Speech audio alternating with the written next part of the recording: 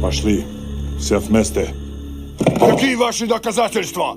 They want you to comply. Cancel culture is about canceling. Cocainum. Up yours. Woke moralists. Up yours. This is systematic bullying that's happening. Woke moralists. Up yours. And they believe that they can then Woke shut us moralists. up. F around and find out. Up yours. Woke moralists. They seem animalistic is what I mean. No, they're worse than animals. The woke mob, they ruin everything. They stop Ben Shapiro from going to events and speaking. They stop Ann Coulter from doing it. I will never surrender even a single inch of ground to a pitchfork mob. You never cave to the mob. We will never bow to the mob. Ever. No matter what. Do you see the final expression of cancel culture in terrorist groups like Up yours. We'll see who cancels who.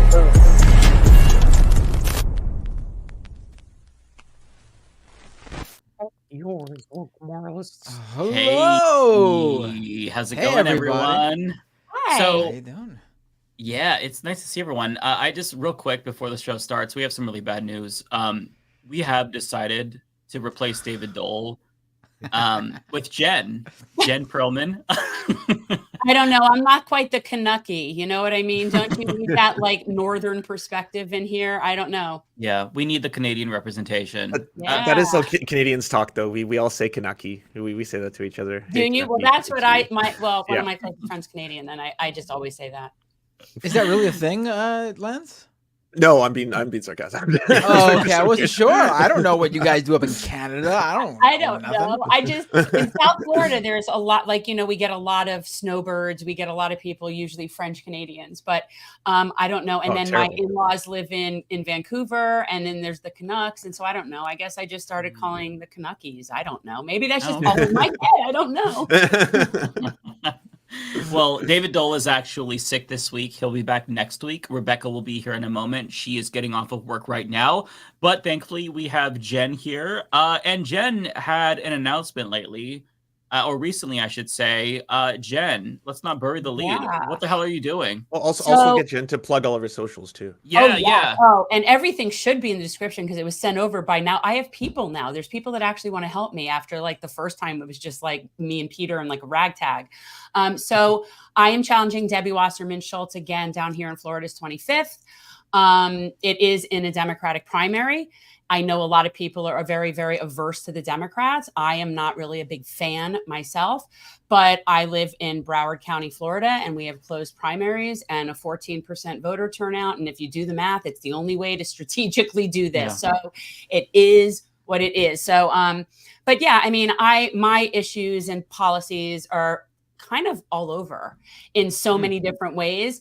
But it's always with the same mission. It just depends on what the subject is. Like, I'm here for the least of these. I'm here for service, right? So I'm like policy fluid, depending on what works for the most amount of people at the time, like that's best for people. So yeah, that's basically what we're doing. So yes, I'm running as a Democrat, but I am not I'm not one of their people. Let me just say that they're not going to be happy about me. That they're not. Yeah. So yes, I know people are not psyched on them right now. That's all. I mean, the goal is to defeat Debbie Wasserman Schultz, and the way you do that is running in a Democratic Party primary. So that's what you want to do. Also, it's realistic, right? Like, you have a way better chance of getting elected if you actually become the Democratic candidate. So you have to here. There's no. Right. I mean, we're like a plus. I don't like plus 12 at least, and it's I mean, it's just not going to happen. Like this is the only way to. I've been crunching these numbers for the better part of 15 years. People need to understand that. So it's not like I'm just, let's just try this. This is the way it has to be done. And we've been strategizing on this for a few years. And there's a lot of things in play that are different than last time. I think that Debbie is going to be in for a very big surprise this time around. And I think you'll all be very entertained as to what is coming. So I feel very encouraged. Yeah, I am too. The last time that you ran in 2020, you were campaigning and I felt like you were crushing it. And then COVID hit. And then you had to adapt your strategy because for those who don't know, Jen, she doesn't take corporate PAC money and stuff like that. So she has to raise money through grassroots fundraising. It's like a door knocking campaign. It's very grassroots. And so once the pandemic hit, they had to adjust and that set them back. And so now where you kind of have like this normal campaign again. I mean, COVID's still here, obviously, but like you can do what you are good at. And I think that having an actual like real race against Debbie, where you're not kind of kneecapped, I'm excited about it. Like I'm going to be cautiously optimistic, but I'm optimistic. And even if like this is going to be an uphill battle, just like it makes me smile thinking that Debbie Wasserman Schultz right now is like coping and seething. She's really mad that she has a primary challenger. Yeah, I actually know for a fact that she's freaking out. She was freaking out like the day before we officially announced, because I guess once it's on the FBC, like it's public. So she probably has somebody regularly check. I don't know. But I know she's freaking out. And the best part about it is like, seriously, like I have nothing to lose. Nothing. I have nothing to lose. I can just go like balls to the wall. I am just so enraged right now and I am just going for it. And the thing is, I will be living rent-free in her head for the next 5 months, whether I win or lose. And that just pleases me to no end. And after this, something's going to happen. I'll end up getting demonetized because she'll have one of her Marsha moments. And, that'll be that. But no, I mean, it's about the message. It's about the service. It's about being out and spending 5 months spreading the message, being on national platforms, talking with you guys, like putting out what I'm about and what I'm fighting for, because at the end of the day, that can keep going. Like we kept our whole platform going after the first campaign, turned it into our podcast, still did service. And, that's what's building momentum. So, that's one of the biggest problems, I think, is the campaign paradigm is so candidate focused that it doesn't ever encompass any other part of our mission, right? Like you're not really moving anything forward. And so then if you lose, then that's it, you go away and no one ever hears from you again. And the whole momentum is just gone. And I just think that we can't get out of our own way enough. So we do service-based campaigns, we build coalition, and we just keep it going. And I just think that's the most organic way to do this. Yeah, I agree. One thing that I'm concerned about is how are you going to address the funding against you? Because you know that if internal polling starts to show that you are a danger to Debbie Wasserman Schultz, we all know what's going to happen. There's going to be it's going to happen anyway. AIPAC money. So it's going to happen anyway. How do you address that? Oh, I've been waiting for it. I've been waiting for it. I started thinking about this a couple of years ago. We have some things in play. We have some things up our own sleeves. Let's just say that we're not going to be playing 2-1 like we always are. It's going to be more like 2-2. And that some of the recent incidents in the world have angered some very wealthy people that wouldn't normally be supportive. And I decided a couple of years ago that if we're going to ever really be able to compete, it can't be 2-1 anymore. We need backup. There need to be progressive PACs. There need to be people that are running parallel type campaigns and doing that so that we are fighting fair and we're fighting according to their rules and legally, but we're meeting them where they are. And so there are a lot of things that are going to be in play that I don't think are used to being in play. And I think it's going to be very interesting. And I would also suggest that it's a numbers game. I need 50,000 votes, give or take. And how much money she gets and how nasty they say things about me and call me a self-loathing Jew and whatever they're going to say, that's not going to change the fact that I still only need 50,000 votes. And I know who my people are locally. You know what I'm saying? Like we had over 20,000 last time in a pandemic. So I don't know. I feel inspired, and the outreach I've been getting, and very specifically from the Muslim community, has been like amazing. Like honestly, I mean, I was joking that I'll end up like wearing a hijab by the end of the month just because I've been going to so many dinners, and I was like, it's so warm and inviting, and they're just being so kind and gracious, and it's very touching. Like it really is. So I feel there's this huge momentum based on people that are outraged and feel silenced here. And I think that it's very formidable, and they are really propping me up and promoting me amongst themselves. And so I don't know, this is very interesting times here. Yeah, you've gone viral on Twitter as well for some of like the things that you said, Yeah. because you've had some really powerful speeches about how like you were raised as a Zionist, and Yes. you've since changed your opinion on that, and you've speaked out really, really vociferously against the Yeah. genocide right now. So contrast you with Debbie Wasserman Schultz. I mean, you don't really have to do that because the audience knows she's full-throatedly supporting genocide, but like just speak Yeah. about why this is so important to you. Yeah. And then So- also make fun of John Fetterman, just because. Oh yes, please. If anytime you can take a shit on John Fetterman and just throw in a jab here and there. Specifically with John, like honestly, I decided a long time ago. Like I even said it on my show. He's dead to me. Like I won't. I'm not wasting my time dealing with him. Like he's a buffoon. So for me, I started deprogramming my Zionist self maybe about 15 years ago or so. I keep thinking 10, but then I've been saying 10 for so long and I'm getting older. So it's like I'm pushing 53. So but maybe 15 years ago. And it just started unraveling bit by bit by bit. And then right around the last time when I was running in 19, I still had this like idealistic view of the possibility of a two-state solution. But by that point, I totally knew that what was happening was so wrong. And I didn't it was like a transition from start to finish. And a lot of it for me here had to do with all the anti-BDS legislation. And around that time, it was just, as somebody who takes the Constitution very seriously, that was pissing me off. That was pissing me off to no end. And then I started digging and digging, and it unraveled like a friggin' house of cards. And now you can't unsee it. But, Debbie is an AIPAC darling. And she very well might also ideologically be a Zionist. The truth is, I don't know. It could be both. Whatever. But I know that I was used as a tool in ethnic cleansing. I know that I was put in what most people, if you were to use common sense, would realize is a human shield position. I can say everything that comes out of Israel's mouth is a lie, and that everything that they say is stuff that they're projecting that they do.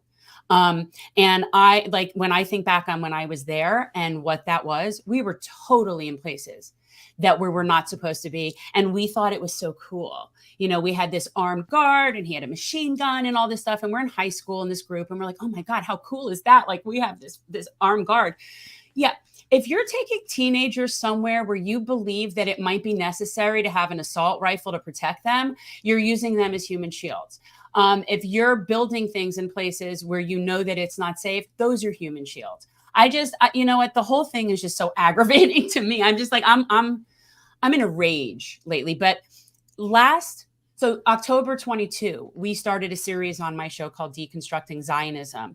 And it was really just because I just started putting a lot of nice books together that I was compiling like a little library and inviting people on to talk. But so I've been down this rabbit hole for a while. This is not new. This is not since October 7th for me.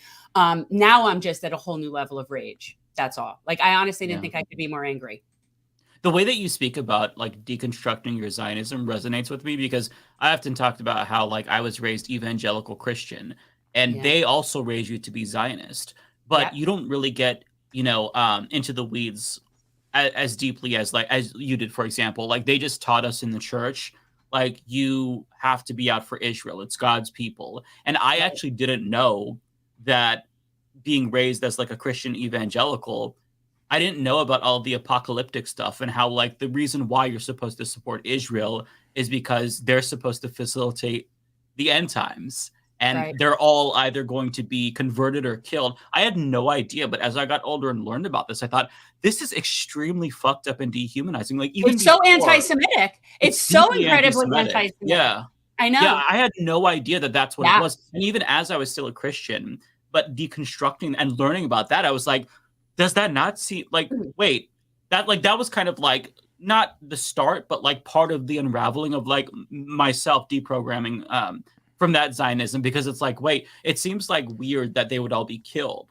Like, isn't God about forgiveness and stuff like that? So I didn't know that it was so anti-Semitic, even though they were saying we support Israel. And that is the ethos of people like John Hagee, which is embraced by this movement, So it's really nice to hear you talk about that, because we all get like these kinds of ideas embedded in us that we just kind of accept by default, because that's our default. That's how we were raised, right? Yeah. That's how we were programmed. But when you really start to pick it apart and scrutinize it, you realize it is so fucked up.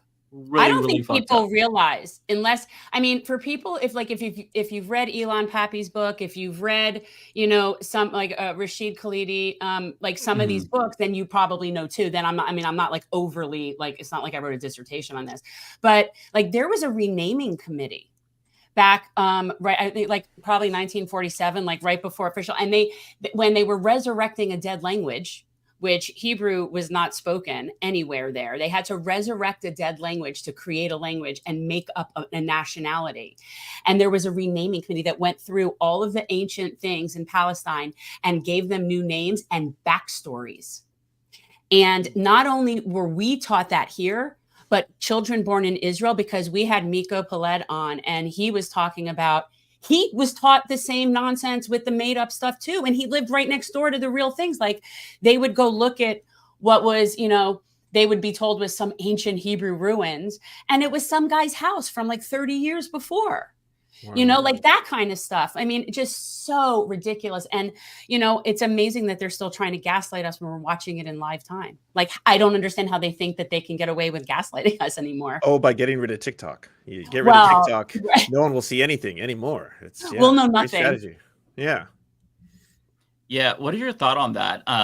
How would you have voted if you were in Congress? Like, I feel like I know, but like, I'm just curious. Your thoughts. I am fairly close to being a free speech absolutist, unless what you're doing is causing literal, physical, imminent bodily harm or threat to persons. I'm pretty much let it fly. I don't even mind hate speech. I like to know who my bigots are. Doesn't bother me in the least. Hate crime, that's a whole other thing.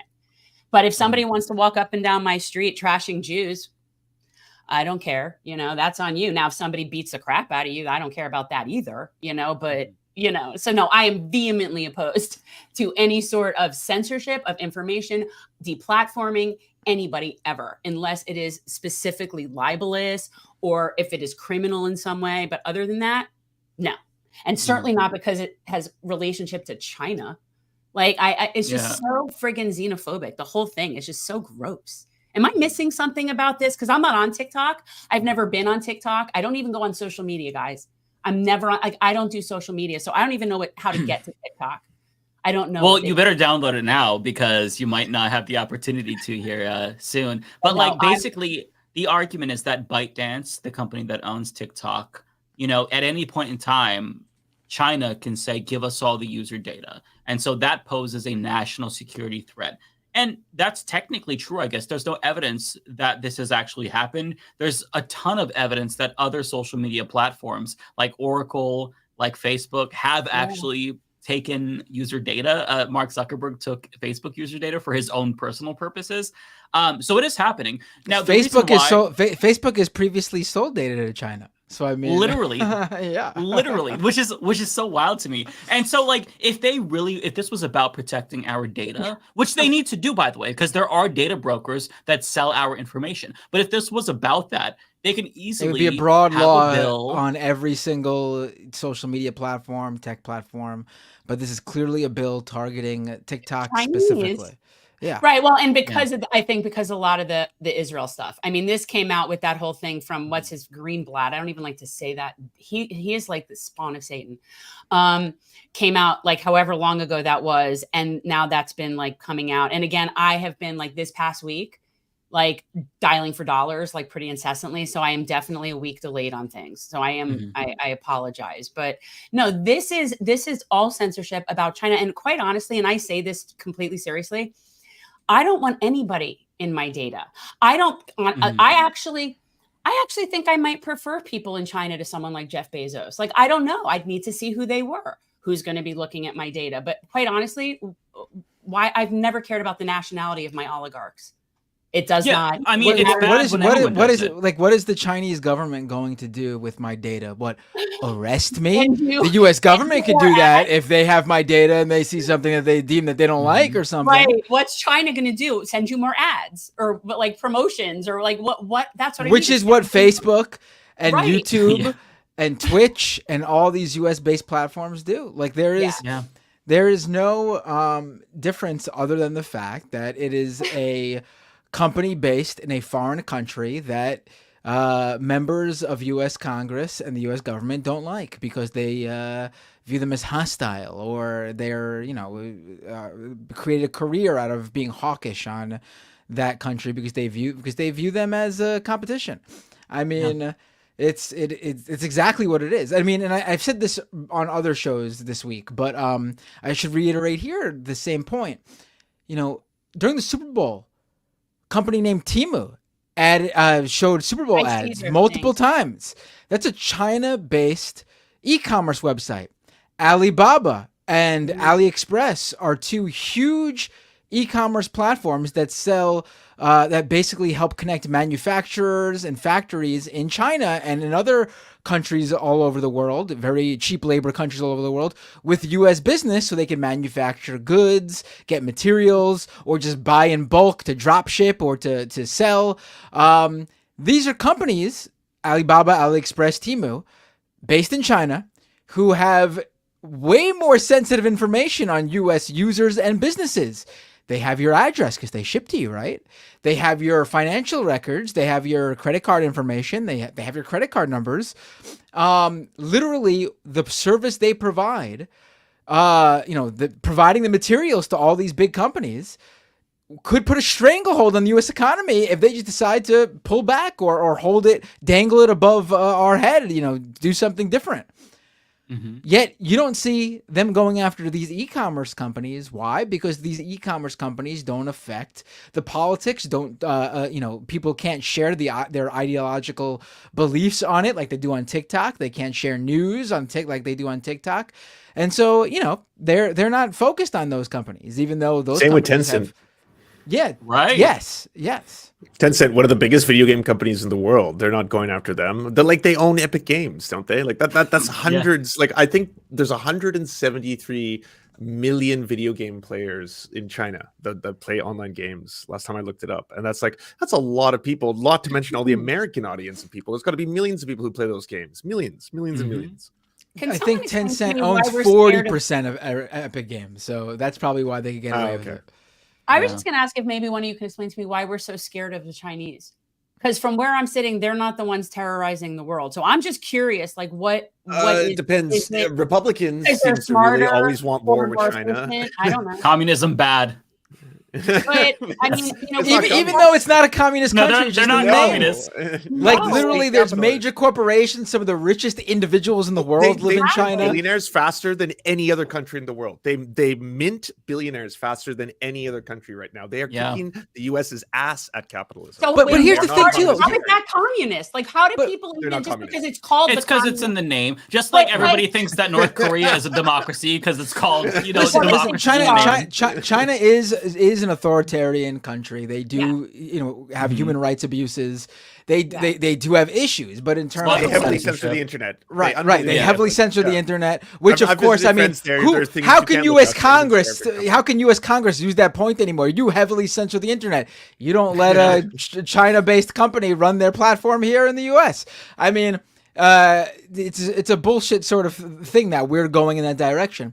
But the fact of the matter is that when it comes to, they view China as competition and a danger, I guess. But the fact of the matter is, China cannot flourish without the U.S. and U.S. needs China. These two countries are tied at the hip. One buys from the other, one supplies for the other. They cannot.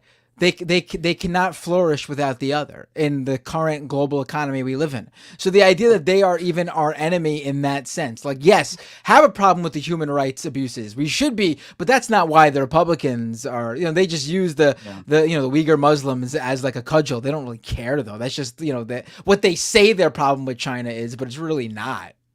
Well, I just think that when we have the amount of human rights abuses that we have, it's just hard for me to keep a straight face and but they have human rights abuses. And then listening to Nancy Pelosi, and we played the clip today on the show. Tic-tac-toe. Oh, she had a kente cloth moment of gargantuan proportions today with the TikTok. I love that. Oh, it's so ridiculous. Why aren't we banning all these Chinese millionaires and billionaires who buy up property and land in the United States. Why don't we ban that practice? Wow. That's actually affecting people, driving up prices, putting actual U.S. land in the hands of people from a foreign country who aren't even living here. They're just buying it up as an investment to then make U.S. citizens pay even more if they're. The answer was in your statement, though, like you just said, driving up prices. Hey. Right, but we don't. That's why I'm being facetious here. Hey. Yeah. It's a hell yeah, baby. Right. But of course, we don't stop those practices. God forbid. But she's sitting there and making it sound like she's almost doing it because of solidarity with the people of Tibet. So it's like, because China is so abusive, and the thing with the Uyghurs and they have human rights violations in Tibet. So because they suppress Tibet, we're now going to suppress you. Like, I don't, does anybody see the irony in that? And then I also think this has a lot to do with her in Taiwan. I don't know. I mean, the whole thing to me was weird, how she was like trying to say that we're protecting you and then gives these reasons that have nothing to do with protecting us. Yeah, I think it's a multitude of reasons, right? It's the anti-China fervor, but also both parties have their reasons why they don't like TikTok. Like, if you hear from Republicans, they constantly make dumbass comments about how TikTok is transing the kids. Democrats don't like that TikTok is undermining their legitimacy when it comes to the genocide in Gaza. So they both have their reasons. On top of that, there's also the corruption angle. Like, a lot of these politicians take money from Meta, including Nancy Pelosi, who I believe has stocks in Meta, and they heavily benefit from the death of TikTok. That's one of the major drivers behind this that I think people overlook because they're so focused on the direct politics. It's competition and getting rid of competition. The U.S. tech companies are putting a lot of money in lobbying to ban TikTok because they couldn't beat TikTok. They tried to replicate it. Meta with Instagram and Instagram Reels, YouTube with YouTube Shorts, but Google and Meta are major drivers behind lobbying against TikTok.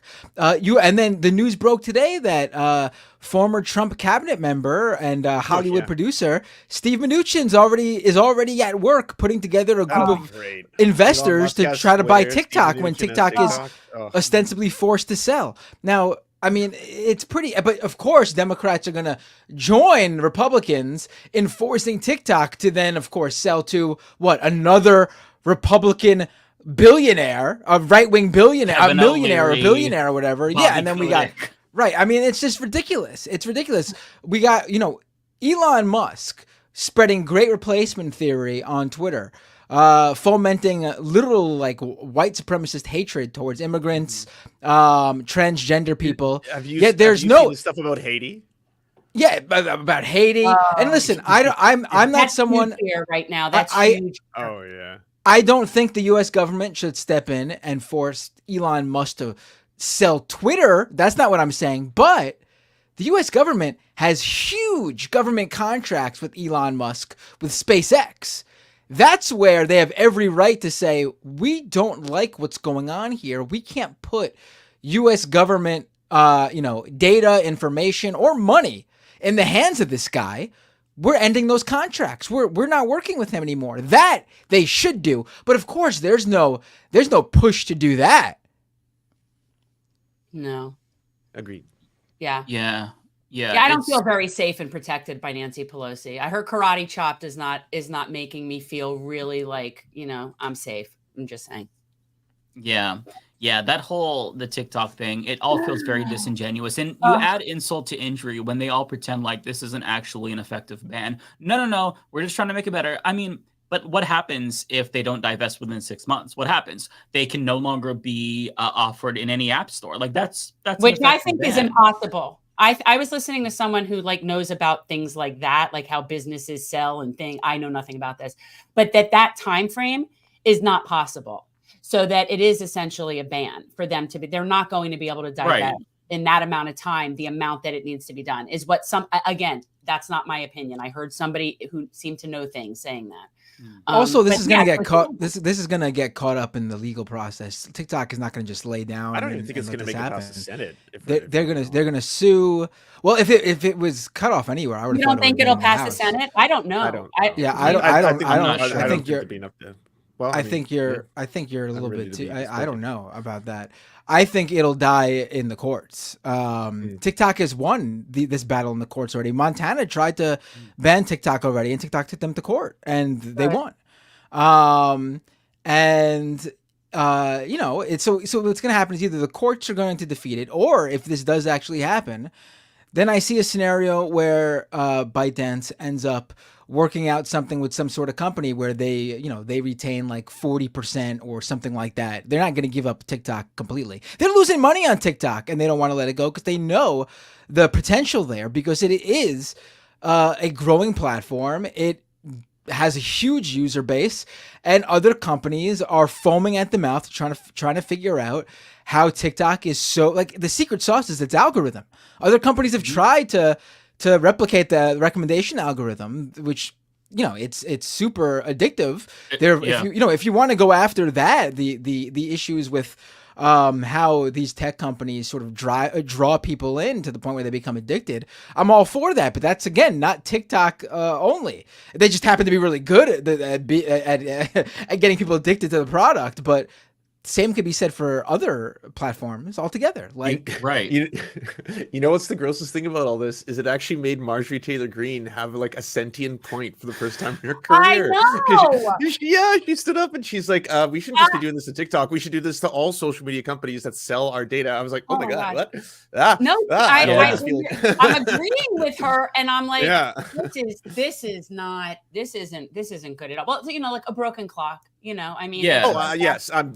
Please don't get me wrong. I'm not giving it up to her. No, I never will. Yeah, no. It's important though, because you have to think about this. Marjorie Taylor Greene, a self-proclaimed Christian nationalist fascist, is to the left of the president and a lot of Democrats on a free speech issue. They're not arguing. It's for different reasons. They're not arguing from the leftist perspective of it. The right wing. I mean, I should say that they're further to the right than Marjorie Greene on this. Not that she's to the left, because I don't want to give her credit. But you know what I mean? I know what you're saying. But their talking points on this have been completely different, and it's an imaginary argument they're making. That's not the case at all. They're claiming that this bill isn't really to go after TikTok. TikTok is just the Trojan horse to convince everybody it's a good bill. But the real target is like Rumble and Truth Social and Elon Musk's X, which is not true at all. Those platforms are completely not the target whatsoever, explicitly not the target, because they're not foreign owned, and that's the specific part in the bill. The bill is specifically targeting foreign owned social media platforms with specific wording that makes it clear that it's very targeted towards TikTok specifically. Yeah. It's just scary when I find myself agreeing with her. It really is. It's very unnerving. I find it very unnerving. It was funny, I gotta admit, how when she announced that she was opposed to it, at least on Twitter, she's like, as the only member of Congress who's been banned from social media, I'm against it. It's like, shut up. Stop making it about yourself. You're not the victim. It's a martyr. Yeah. Yeah. So to be fair, if I was in Congress, I would be flaunting left and right, like, as the only congressperson banned by Elon Musk. I want to reclaim our civil liberties on the left. Why? When did we lose that thing? Like, when did the left not become about civil liberties? Because I've always been leftish, and I mean, now I'm getting to where I think I'm going to fall off on the other side, but what? I'm going to fall off. If you go so far to the left, eventually you're going to fall off, and then you might wrap around. That's how come sometimes I find myself. No, I'm falling off to the left. But I grew up I was a member of the ACLU since I was able to ever become one. My parents were this was a big deal, was free speech. And all right, when did that happen? I feel like it's very frustrating to me that somehow that could be a right thing and not a left thing. Part of it it's not a right wing thing though, and it is still a left thing. Yeah. I think it's a huge difference to expect a social media platform that has very clear policies around something to take action on those policies. If they clearly have in their policy that they don't allow hate speech, and they decide to just let white supremacist rhetoric go by, but they go after someone who shares pro-Palestinian stuff. I think it's totally fair to be these are your policies. We expect you to abide by these policies. You made these policies because you want to make your platform a safer space for your users. and the real reason is because you want it to be a safe space for the advertisers to attract those users, but they're your policies. So, I think that's totally fair. I don't know any like leftist position where it's like no people should be under jailed for, Right. this. If that was the case, obviously I would be fully against that. People have free speech in terms of there should be no, consequences from the government. But, if you lose your job as a consequence of saying the N-word on Twitter, then, that's private business. Absolutely. That's how the cards fall, my friend, Yeah. Jen, I think what you're speaking to in part is because basically it was like 2013 when the Snowden leaks came out. That was when Obama was president, and liberals were in a position to where they had to kind of defend the status quo because it was happening under Obama. Is that when it like that's so bad? Because I'm a little older, and I've spent like a better part of the past years dealing with children. So like I thought maybe I missed it when that happened, like that I didn't get the memo that now all civil liberties will be fought for by people on the right. People on the left are going to be more concerned with their feelings. Yeah, but people on the left be really clear. When right-wingers talk about free speech, their version of it, they just want the speech they think is the most important to be the freest. That's all they care about. You can see that very clearly with what Elon Musk is doing. Under Elon Musk, Twitter has agreed to more censorship on the behalf of authoritarian governments like Modi, right, saying that they're going to censor information related to, maybe the persecution of Muslims in India than any other previous administration. So he doesn't care about free speech. And there's just like, they frame it in such a way where it makes it seem as if the arbiters of speech are suddenly companies, corporations, all these social media companies. Like, you think the internet is massive. We only go to about 5 of the same websites or apps every single day that own everything. It is a complete monopolization of our attention on the internet. And in that structure, they are dictators. It's all dictatorships. They choose what speech is or is not free. They get to choose, this is how we do or do not apply our TOS, because it's never the same thing. It's like, the more profitable or bigger channels get a lot more passes than the little city baby channels that just get struck down because people don't like them, right? As long as this is the structure of the whole system, the right are fooling everybody by saying they care about free speech. They don't. You can look to any one of the things that Elon Musk has done, including what he's done to Matt Binder, for example, where all of a sudden he's like, I am free speech space Karen, man. And he's going after people who are revealing his public travel information, saying they're assassination coordinates. Wait, did you get in trouble, Matt? Did you get in trouble with Elon Musk? Oh, yeah. It was a big thing in December of not last year, the year before that. I was one of the 6 journalists that was suspended for reporting on him banning the Elon jet tracker. Yeah. I'm back on there now, but I was suspended for a check mark too. Yeah, I have a blue check mark still too because he punished me. He wanted to punish me with the shame of a blue check mark because I was making fun of people who had one. Now everybody thinks he pays for Twitter. No, I think his name is Lord Farquaad. He's Lord Farquaad from Shrek. I think he's a very, very little man, and he is a very insecure person. Well, I think a lot of those people are, but he to me strikes me as someone who wasn't like, I don't know, was not in the social world. Maybe as a teenager, maybe wasn't so popular. I don't know, but he's a very small man. Yeah, I could see that. Yeah, small, and how overcompensating now. Oh my God! Well, I think they're all kind of like that to some extent, all those guys. But he's just very, I don't know. I'm not a fan. Yeah, same. Yeah, I don't think anyone here is. Yeah, not a fan. Yeah. So I wanted to talk about Chuck Schumer because today he said something that has pissed off a lot of people, not us. Although I will say that there's a difference between rhetoric and actually changing the policies. But I'll play his speech for you. He's on Twitter defending himself, taking a lot of heat. But here's what he said. This is about Netanyahu in particular. I have known Prime Minister Netanyahu for a very long time. While we have vehemently disagreed on many occasions, I will always respect his extraordinary bravery for Israel on the battlefield as a younger man. I believe in his heart he has his highest priority is the security of Israel. However, I also believe Prime Minister Netanyahu has lost his way by allowing his political survival to take the precedence over the he had it before. Yeah.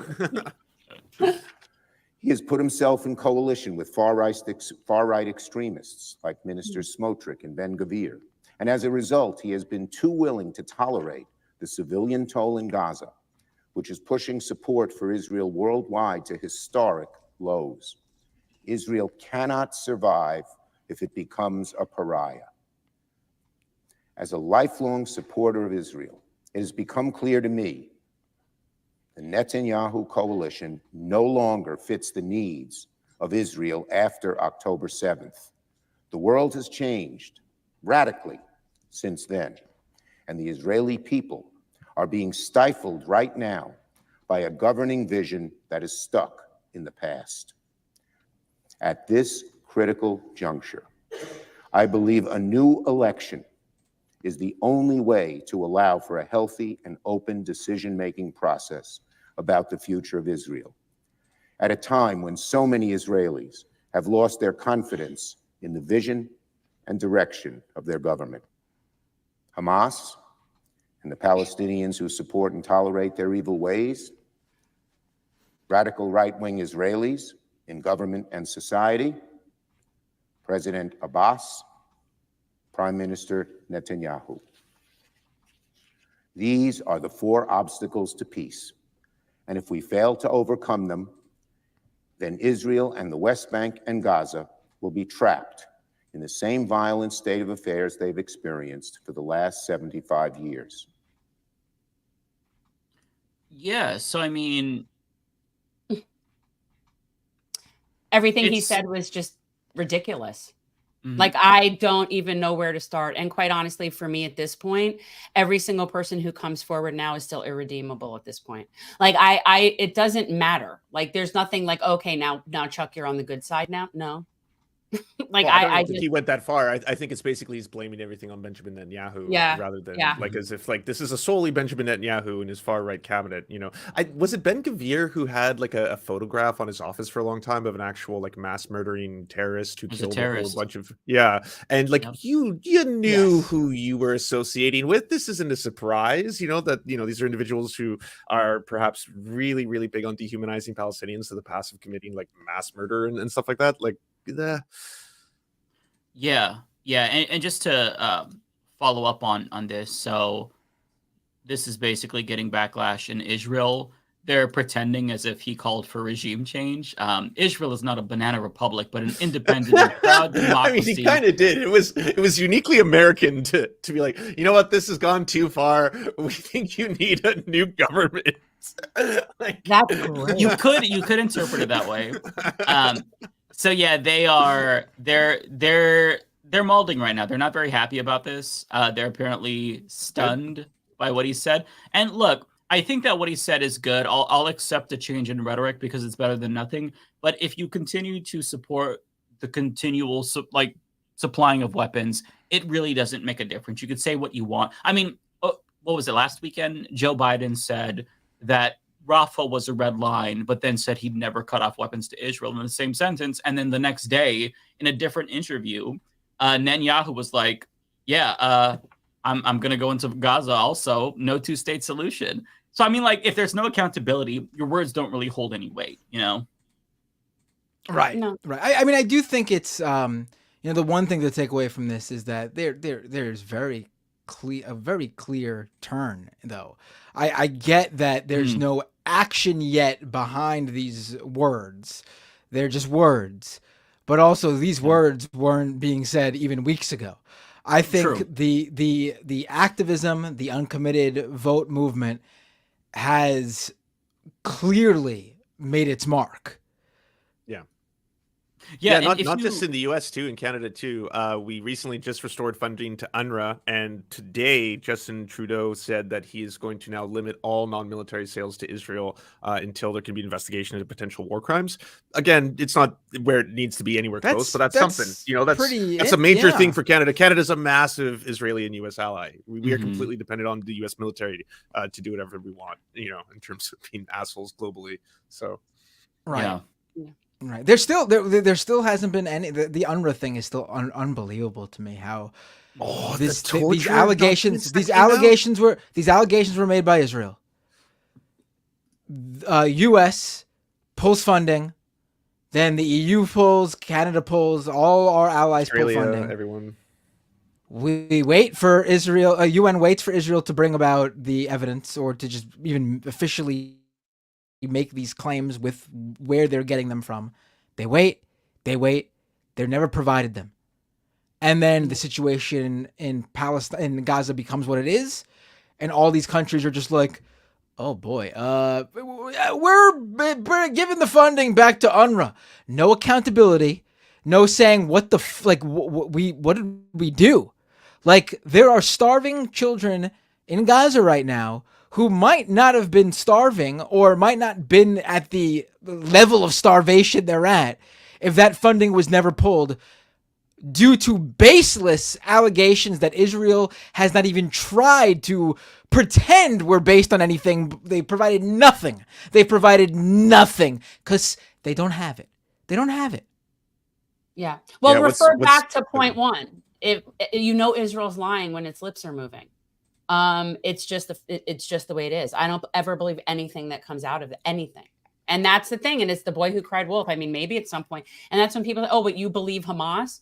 Well, they might be lying. I don't know. But I know that they didn't spend 40 years lying to me my whole life. So, I at least owe them the benefit of the doubt over the people that have been lying to me my whole life. I at least got to acknowledge that kind of weirdness. So, no, I don't believe anything that any of them say.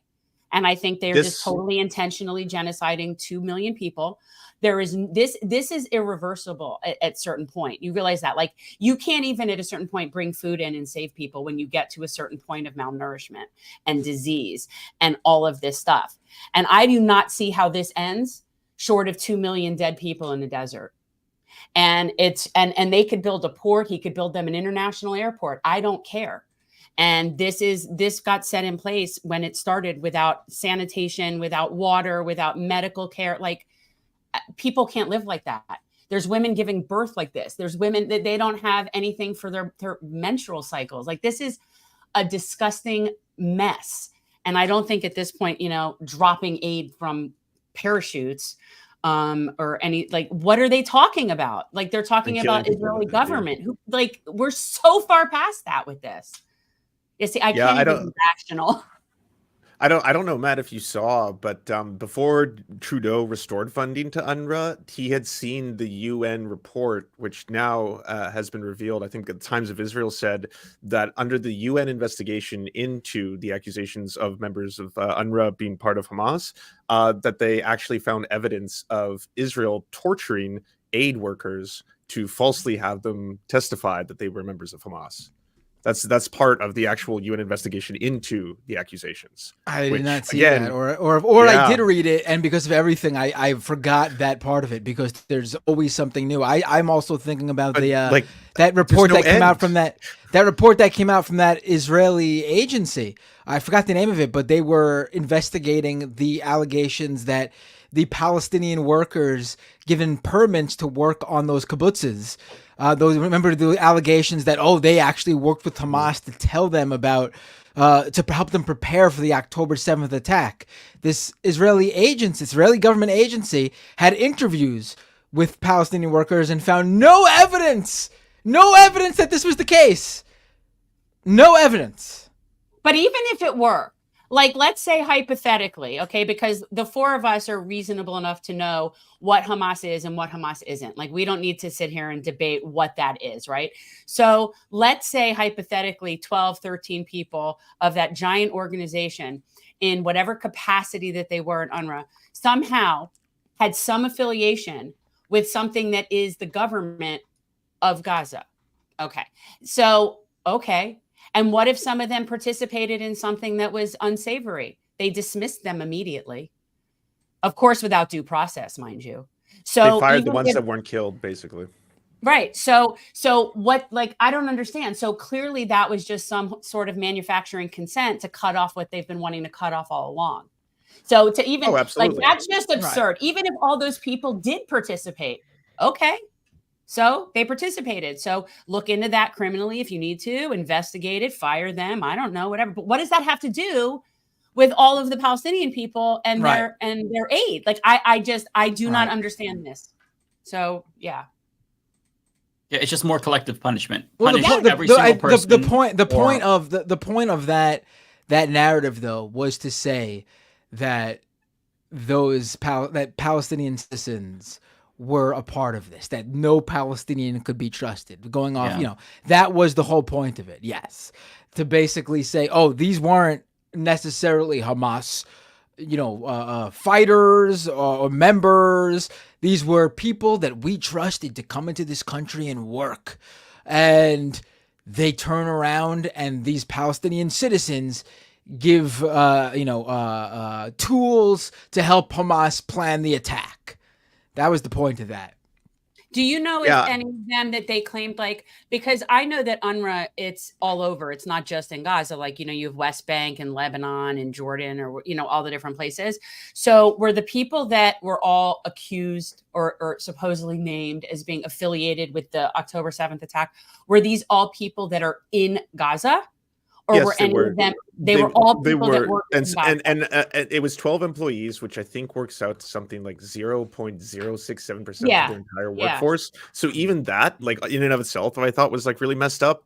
But of the people who weren't killed that day, because there were several members who lost their lives, they investigated the remaining ones. And yes, the UN found apparently their report hasn't been released, but according to the sources like Times of Israel, they found that they were not only not complicit in October 7th, but that they were tortured by the Israeli government to try and testify that they were by waterboarding. So it's another one of those situations where maybe people don't like being born in captivity. It's just a thought, putting that out there. Maybe that's unsettling for people and it causes them to have a certain amount of anger and retaliation. Just saying. Isn't it 30,000 employees that's part of UNRWA? And they said it was 13. 12. And that's 12 why they suspended. Yeah, that's what wrong one. Let's see here. Yeah, 13 people out of 30,000. It's so crazy. Yeah. Yeah, and again, no due process anywhere. None. Not regarding the people. No due process. Just everybody just decides to cancel funding for everything without any investigation or due process. And one of the reasons why they are specifically targeting the UNRWA is because it's not just a feeding program or a food program. It's an employment program. It's actually supposed to help give Palestinians a quality of life and a dignity in that they can employ them. They can have them work as, part of their own liberation or help or rescue, that kind of stuff. It goes a lot deeper than simply being like they deliver rice or something like that. Mm-hmm. Yeah, it's really sad. It's hard to not feel hopeless because, we're supporting this, indirectly with our tax dollars. It's very frustrating. I feel like I'm going to be atoning for the rest of my life just for my own part in any amount of the Zionist nonsense that I did growing up. And this is just like, this whole thing is weighing on me. Like it's just adding to that, and I'm so angry and the people that are holding this up and just doing this, like it's somehow in any way for why they're saying that they're doing it and why anybody believes that is just, I don't know. This is a purposeful genocide. They're selling waterfront property and getting natural gas leases. Like I don't, it's very clear, so. Right. They're using October 7th as a justification for what they've been wanting to do, right? Like they want Gaza, so, and that's not to say that October 7th was fine and I don't condemn Hamas because obviously I do. We have to do our regularly hourly condemnation of Hamas. But yeah, it is a genocide. It's intentional. It's purposeful. They are targeting. But why do we have to condemn Hamas? Like, I'm serious. Like, why? Do I condemn people that do certain acts? But Hamas is like a huge organization that has multiple arms and factions, and only one part of it is militant. Like, I just feel like nuance matters. I feel like if I was born in a concentration camp or in a ghetto of some kind where I was locked in, and I were to rise up and fight against that, really? Like, I guess I just, Well, you know what it is, and there was a really good conversation between Mehdi Hassan and Piers Morgan about this. And Mehdi Hassan was asked, it's good, right? Mehdi Hassan was asked by Piers, do you condemn Hamas? And Mehdi said, why do you always ask the Palestinian, like the brown guests, that, but you don't ask the guests defending Israel if they condemn the IDF and for their acts of terrorism or call them terrorists, right? And I think that part of that is when you ask every Palestinian if they condemn Hamas, you work to kind of conflate all Palestinians with Hamas. When in actuality, like 50% of Palestinians of Gazans supported Hamas. So it's very like fragmented. And the people who, like most of the people are children. They weren't alive when Hamas was voted in. But if you can conflate them with Hamas, then that helps in the dehumanization process, right? You drive home this point implicitly that they're guilty. They're all perpetuating this terrorism. And so if they get killed, then it's justified because they're all Hamas. So that's why I think it is. And Israel, and this whole thing about, Israel's right to defend itself, actually, no, actually they don't, according to international law. They do not have the right to defend themselves against an occupied entity that they occupy. And the technicality that they go with, that somehow because they left the inside of Gaza in 2005 or whenever that was, that somehow they are not occupying it, is absurd. And we all know that. So actually, legally, no, they do not have the right to defend against an occupied entity. So I just find, and we don't need a ceasefire because it's not a war, it's a genocide. So you ceasefire when two sides are fighting, you call it a ceasefire. That's not what this is. And words matter. And I'm tired of this narrative. So I don't know. I'll get off my soapbox now. I like your t-shirt, Rebecca. Yeah. Thank you. Hi. Rebecca, welcome. Hi, everybody. I'm sorry joining in so late. Hi, nice to meet you. Nice to meet you. Yeah. And thank you guys. This is my little shirt. It's on sale right now because Target, they selling all the Black, History Month stuff for like $2. Are they? Especially in white neighborhoods. Nobody purchases it. We'll head over there to your local Target and get you something on sale.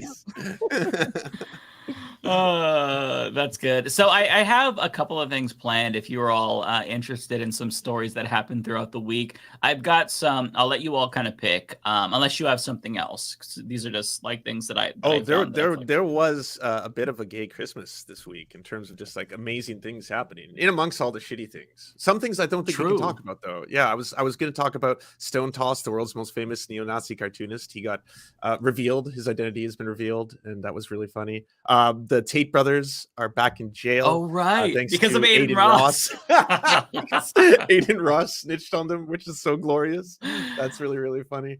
Oh, and J.K. Rowling is a Holocaust denier. That one also happened. Right. Hey, I called it an episode like what, 1 or 2 of this show where I pointed out that Harry Potter's got the goblins.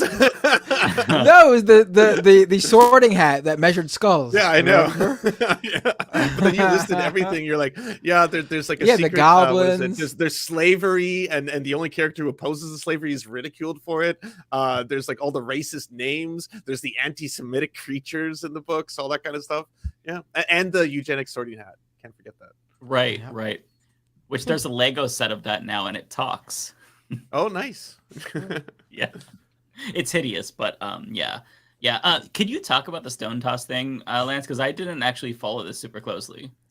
Oh, I'll summarize it real quick, just so anyone who doesn't know. Stone Toss is the name of a very popular internet web cartoon that is deeply, deeply racist, homophobic, transphobic, all of them. He does them all. He loves them. He's obsessed with making fun of LGBTQ plus people, Black people, Indigenous people, you name it. He's got a whole bunch of stuff. He's been secret for I think about 8 years, but his stuff gets shared everywhere. Sometimes really huge politicians will share Stone Toss cartoons because they're very innocuous, simple, cartoony, cutesy little characters, or mass shooters. Racist mass shooters. A lot of racist mass shooters in their manifestos have his comics or memes of him, so he is quite prolific in his reach. He's raised interesting how they see through exactly what it is, though. Like I know they get, I know you just mentioned, and it's true that Stone Toss gets away with what he gets away with in terms of the reach he gets because they're sort of, in a way, I guess, innocuous, the cartoons. But it's very like clear. An Time style. But the fact that white nationalists and Nazis and far-right extremists know exactly what's being said in the cartoons, they're not all that innocuous then, you know what I mean? Yeah. He used to do they're innocuous.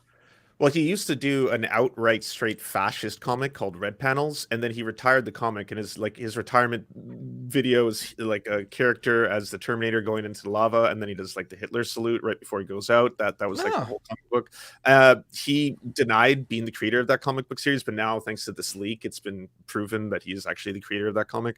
But yeah, it turns out that he is I believe half white, half Hispanic guy who lived in Japan for a long time. and tweeted out something like, if there's any ladies living in Japan and they're looking for an 8.5 out of 10, DM me.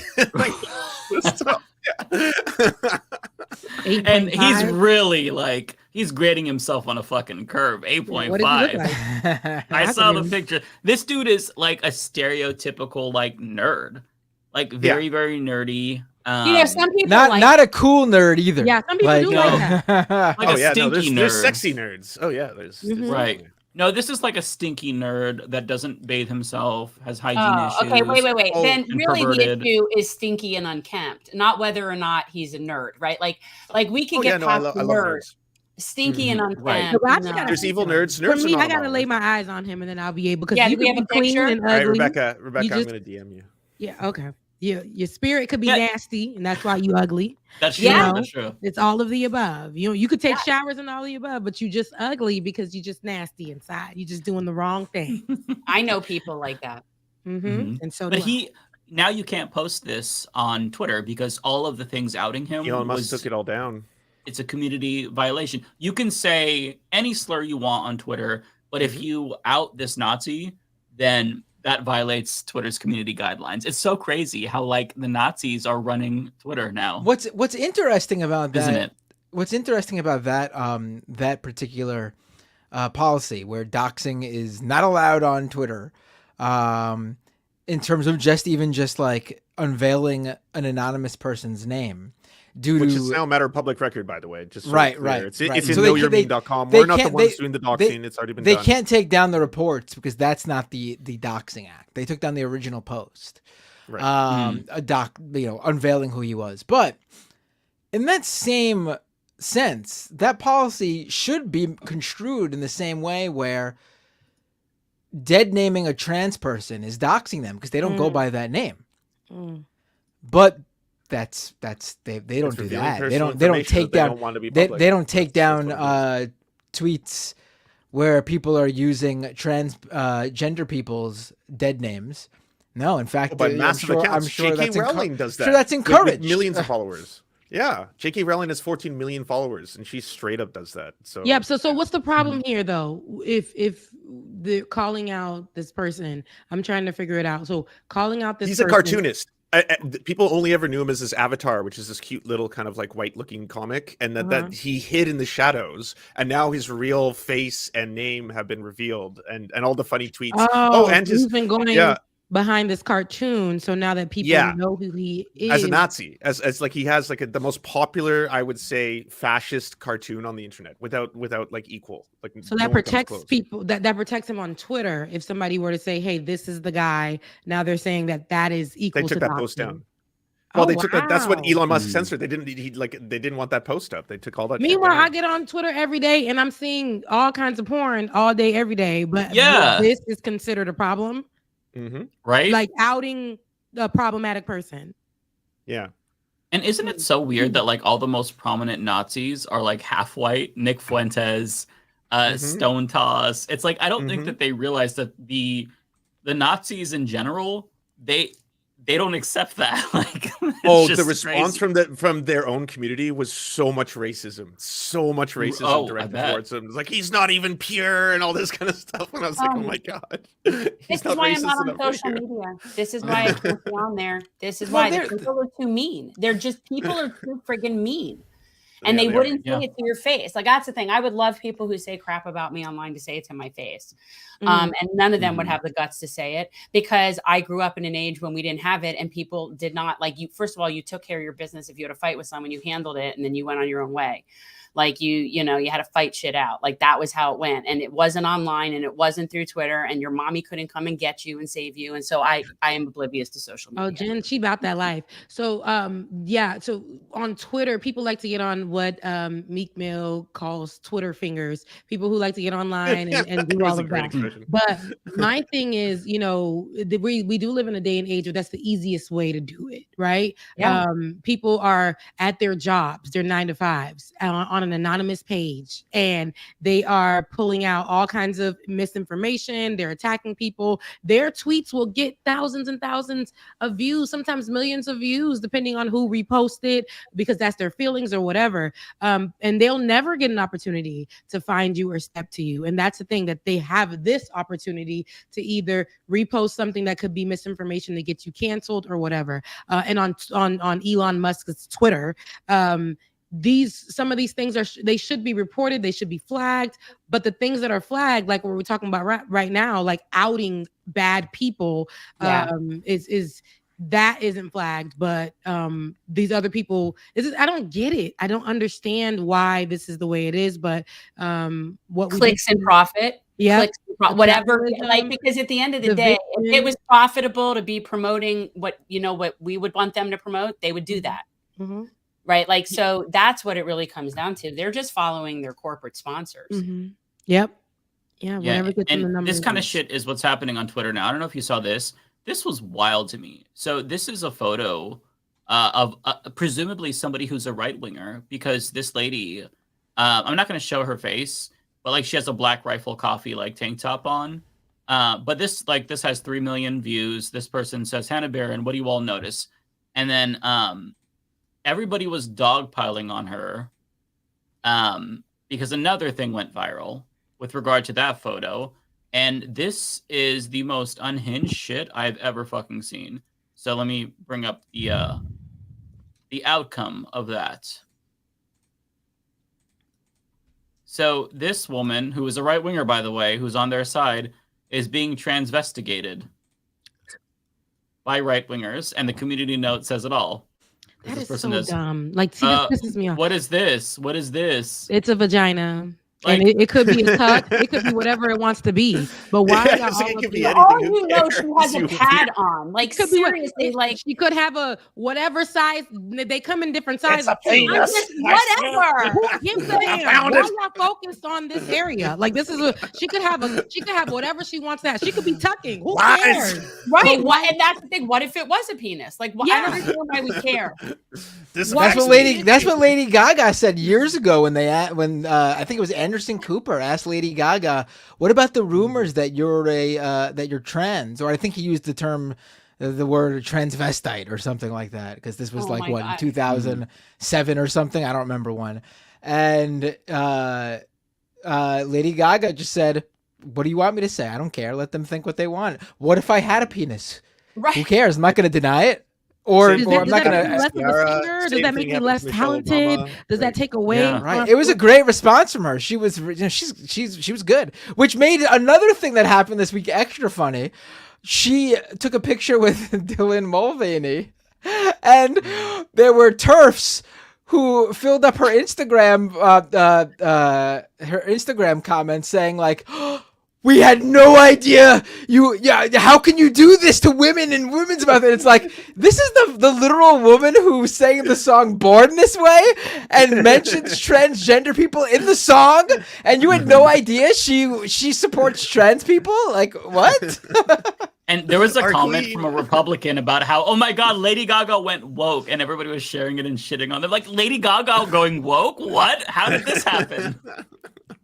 He was kind of old. I mean, she is somebody that reminds me of like how Bette Midler came up almost through like the bathhouses and stuff. Like Lady Gaga came like the gay community, like that's her. Those are her people. Like I that's just a strange thing to not know about her. Like they will flock with, because I guess when this is what like conservatives and people do, if she said something that may be seemingly conservative, if she came out looking conservative, whatever, they'll gravitate towards that. They won't go and do their history on what she stands for or whatever. And then when she does speak, they'll be like, oh my God, how dare she? Listen, she been on that. This person has been on that. You guys just never did your due diligence. You just like carried on this person because they said something that you guys assumed was towards your base and agreeing with everything. And they will ride that fence, but never go and truly look at this person, but just because they're a celebrity or whatever. And they will carry that until that person is who they are. Like I hate that. Maybe but they saw her with Tony Bennett. Like maybe it's the crowd of people that saw the album like she did with Tony Bennett, and then they only knew her from like that. Yeah, I don't know.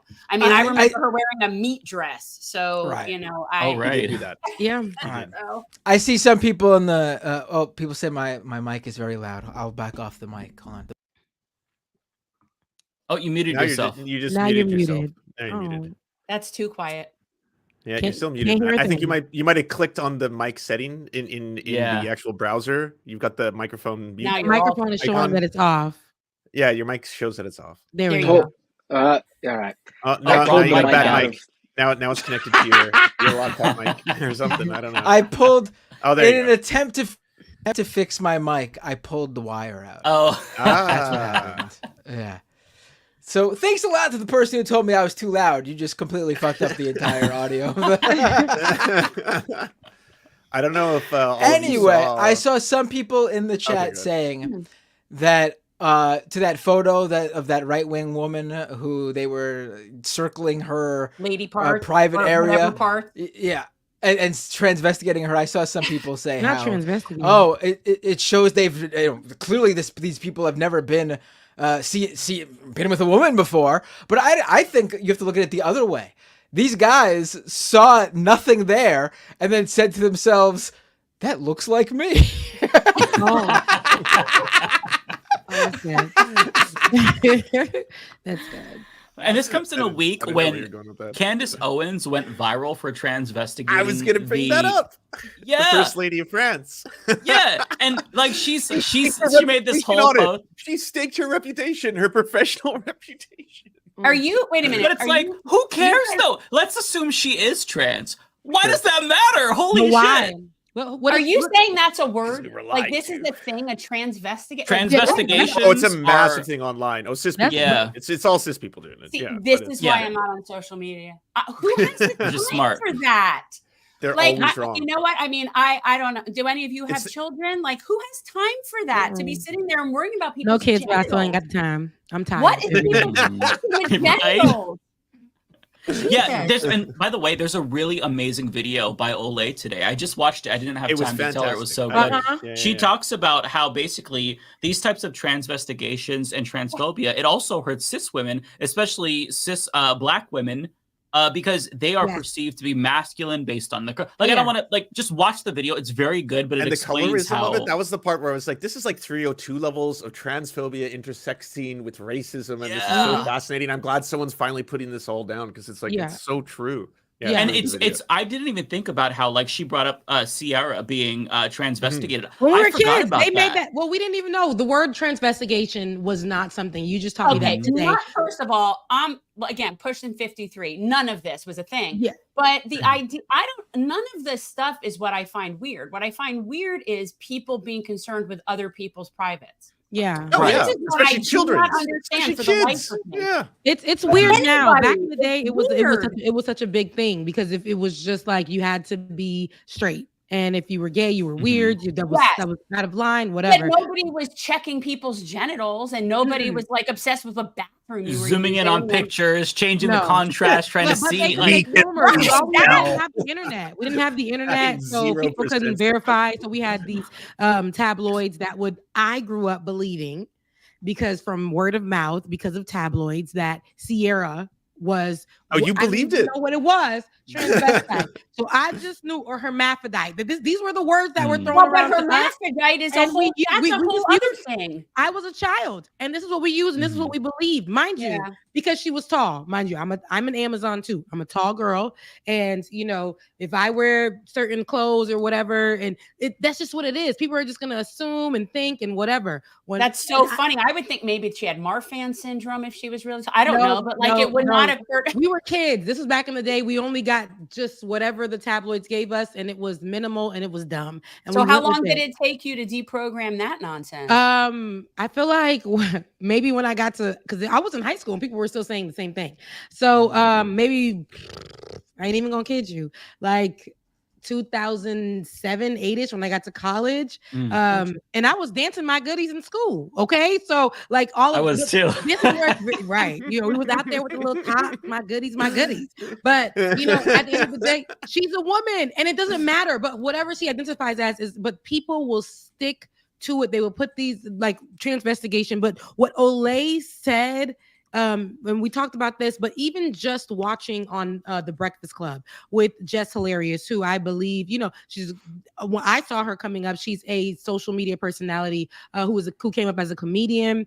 You know, had a lot of controversy for a lot of the things that she said. She went viral one time, canceled for making a comment about how Chadwick Boseman looked before his passing, not knowing he didn't come out with what was going on with him at the time. None of us knew. And she was saying, basically, he was saying people need to wear their masks. She was like, he need to stay inside. You know, that was her whole thing as a running joke. It was problematic. Then the same woman had a picture with her son and she was naked. Her son probably was 2 at the time. It was body to body with some Jordans on. Hated the photo, but that's her business. But people were like, come on, girl, like that doesn't look right, whatever. Then she was on a plane and she was upset because there were Middle Eastern people on the plane. And she was like, I feel uncomfortable, yelling, screaming, did a whole live about it. This is Jess Hilarious, who is now on the Breakfast Club. Mind you, I thought she was funny. I think she's a beautiful woman. But a lot of white people, even some black folks, were online saying, is this a man? Her voice is, I got a deep voice, so I know. But why does it matter? What if it were? Like, why do But she's the same person. People online were calling her a man. They said her voice is so deep. She's super manly. Her mannerisms are manly. She's dark skinned. She's a taller girl, I believe. And she comes off real, like, just, you know, but to me, she's a woman, like whatever she identifies as a woman. Fine. But she's the same person that went on the Breakfast Club and not even the Breakfast Club, before this interview about with T.S. Madison, who is transsexual, and she's big in our community, especially the Black community. Before she made comments on this woman, and I'm talking about Jess Hilarious, she was online talking about how it was, I guess, about periods, and somebody made a comment about how men have periods too. She didn't come to that conversation, and she came with guns blazing. Oh, you know, it's only a man and a woman. Y'all can't be. It was a whole thing. Okay. She didn't even say scientifically, whatever. She just was going in like, you know, man, woman, trans, y'all can never be us. Y'all want to be us. It was that whole thing. So we knew she was already coming with a phobia. And then she gets on to the Breakfast Club and how she's talking about this T.S. Madison, who again I said is trans, a Black trans woman, and she communicates with this woman like almost like, you want to be me. You're not a woman. You can't even be my brother. Like that type of thing on there. Damn. So a lot of phobia going on, but she's in this place. And I feel like this is where it's very problematic because, girl, they was just calling you a trans. They was just calling you all of these things. And you have this platform and immediately every opportunity you get, you come off racist. You come off transphobic and all, but these are the people that they're giving these mics to. These are the people that they are allowing these spaces to. And this is where I think it's like the fact that we can't call them out. They still get paid. They still get positions. They still do all of this. And this is the problem. But what's so the irony of it all is, girl, they for years have called you a man. For years have called you a man. They said that you need to check yourself, all of this stuff. And here you are, just being so transphobic, so nasty, all of the above. And this is why I say, like, I don't know. We had tabloids before. Now we got the internet where we get a lot of misinformation, but you can always go and correct that information with research. And people still don't do that. They won't do it. It makes me sad. Like, it makes me sad that there are so many miserably unhappy people out there that it's like, because people that are content, like with themselves and their lives, they're not concerned with other people's stuff. So it's like, what I'm hearing is just like a very, very sad, very unhappy people. And it's very unfortunate because it's like, how do you fix that? well, maybe you give people things so that they can exist without like living with stress constantly. But I mean, in general, it's like these are just very miserable people. Because why else would you do that? I mean, the conclusion is to make people feel bad because, like, if you end up transvestigating somebody successfully and you determine, okay, this is we have evidence, this is somebody who's trans. What's the conclusion? Then what? I mean, who cares? I was right. I was right. So screw your life. But the goal is to drive down like their self-esteem and make them feel bad and like prop up this idea that somebody who's trans is inferior and bad and not a real woman or man. And it's really fucked up. And it's worse when they have these opportunities to be on these like the Joe Rogans and all those other people. Yeah. Like, they get these they get paid to do this. They get like to utilize their platform. That's why like I said, I like Just Hilarious and how she's funny or whatever, but when she started to do all of these things, you got to call a thing a thing. Love her, mean it, but you're problematic. Then you're on the Breakfast Club, and she's only been on there like a few months now. The first opportunity that you get is to call out somebody trans because you guys are having a spat online, and you make commentary, and so do your peers. They don't even call you out about it, but you make commentary that is very transphobic. It's problematic, and for our community what that means. That people were telling you that you were a man this whole time. What our community, how we feel about that, unfortunately. And I'll say generally, because it's not everyone, but that's just what a consensus is with especially with Black people. It's a touchy subject. And then it's the same person that also went on to speak on that girl Risa Tisa, who did the Why the F Did I Get Married? And because one person on that show, Charlemagne, said it gave big back energy. Big back energy, if you guys don't know, is you a big woman. And if you watched Tyler Perry's one of the marriage movies, I forget the name of it, the bigger woman was going up the mountain to go get her man, and they were saying it's basically giving big women are desperate. So this is what I'm saying. They give all of these problematic views to millions of people, and people are saying that this is okay. They're not being called out, none of the above. And it's very similar to me with conservative folks. They can say all these problematic things on their channels. When Donald Trump was president, he said a lot of problematic things, racist things against the LGBTQIA plus community. Had people out there under Donald Trump. People was driving up and killing folks just for being different. You know what I'm saying? Like this is what it leads to, and giving them more of a platform to expand this kind of toxic rhetoric, this problematic rhetoric, this misinformation. I think it will always be. I don't care who you are, what color you are. I don't care if we look alike. I don't give a damn. If it's problematic, it's problematic. So yeah, well said.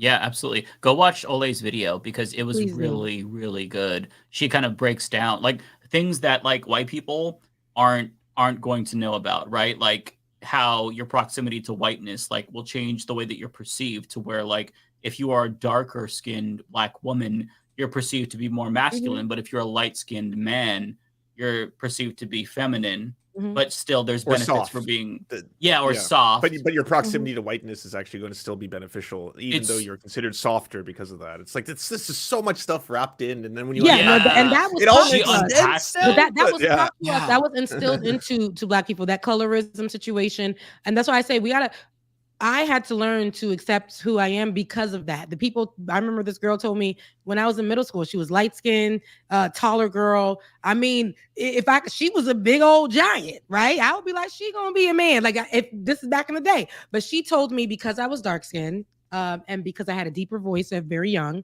that people were going to see me as a man. And because I was my personality is super dominant. And this is what was instilled to us. They made us think that the softer, the lighter they were, the softer they are, the softer we perceive them, the closer to white they are.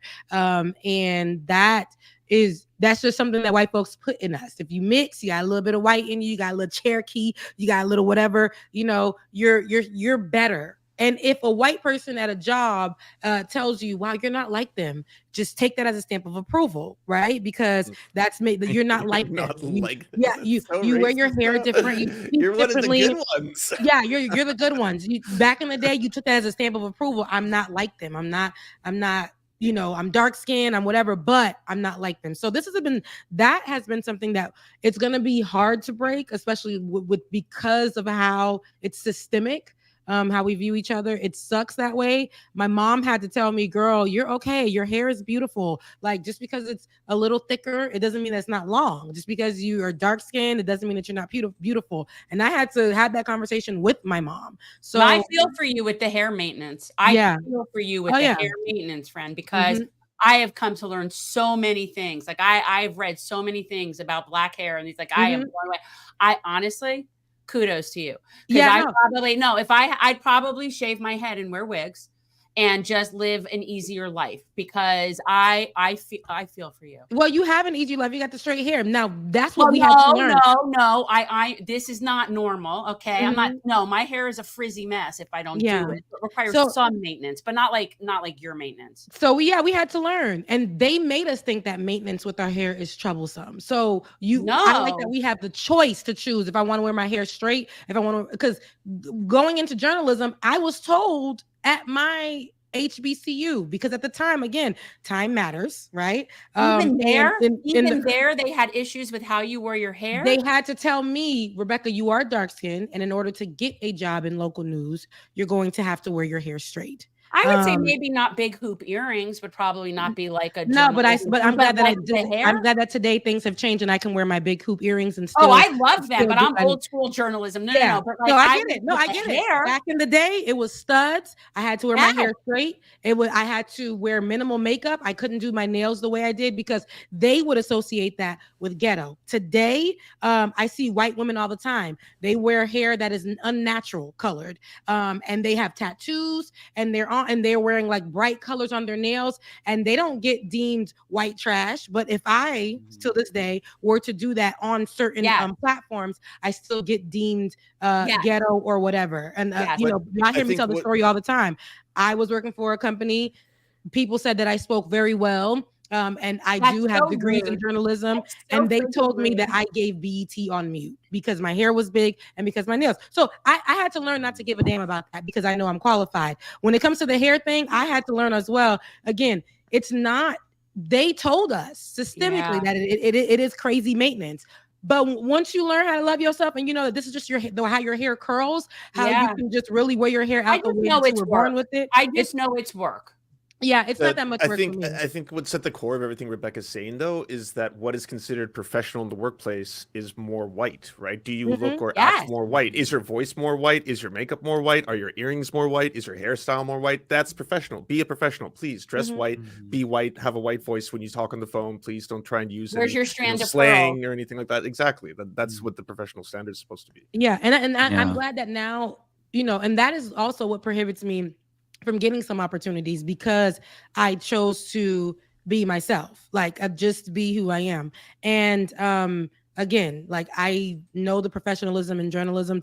You might call me, like I said, some days I'll be like, dang, Rebecca, you getting old, because what they call in journalism today ain't journalism. But at the same time, what's accepted, what has always been accepted, how white people can move through it, is still problematic for Black folks. Women having to wear their hair a certain way is still considered a big deal. You always see it online, like, yes, wear your braids, sis, when it shouldn't be that much of a why problem. Are we pointing that out? Yeah, you should be able to wear your braids.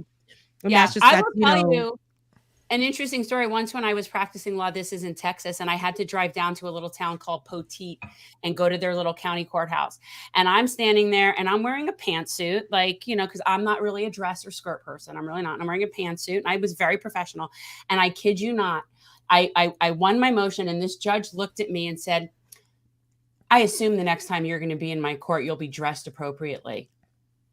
Because I ought to have been in a dress with pantyhose, you know what I'm saying? And this was, I'm not that old. Like this was like in 99, maybe like 98, 99. And and I was dressed inappropriately for wearing pants. Wait, no, you're muted. No, you're frozen. So we have, am I frozen? There we go. No, you're good. You're good. You're back. So no, but I said we have issues being women already, right? Just period. In this country, around the world, like being a woman is already like you're low tier. And then so they want to see you in the pantsuits, the skirts, the pantyhose, the heels. You got to have your hair a certain kind of way. You got to look business casual. And then, being Black on top of that, we have to do that regardless. If we change any little thing, they're gonna be like, oh, this ghetto woman, she's unqualified. What is she gonna come here with? She's not like, who is she? They're going to, if you walk into somewhere, they're gonna not even expect you to be the lawyer, to be the representation, to be the person that they're not gonna expect you to be that. And they'll assume you're the court reporter. They'll assume you're the nurse. They'll assume you're the court reporter. They'll assume that. Yeah. Yeah. I stopped assuming so long ago with this crap because it really makes an ass of you and me. But you know what I mean? Like, it's just it's so off the wall. Like, I don't ever assume anything anymore about people. And you said that was 99 and you ain't on the internet. And we in 2024 and we're still having to deal with that in some way, shape, or form. Yeah. So But I am not wearing pantyhose. And if anybody ever suggests that to me, I will have a bonfire of pantyhose on their front friggin' lawn. Yeah, I love a good pantyhose. Don't get me wrong, with a good pair of shorts. You just how you pair it, right? It's just how you pair it. Oh God, it's so uncomfortable and confining and What did y'all think about John Cena at the Oscars? He's apparently didn't see it. What'd he do? What'd he do? He came out completely naked, except for a small card covering his crotch. That was basically the only part. But otherwise, he was completely naked. What was it for? Like, what was he promoting? He was presenting best costume, but he forgot one. That was He's also promoting a raunchy comedy on Amazon Prime. I was going to say, I mean, not that I would mind necessarily seeing John Cena. John Cena? Oh, I recommend looking it up just for research purposes. I'm sure he looks pretty fit. So, I mean, I'm sure he that does. It would be you know what's wild? He looks crazy good.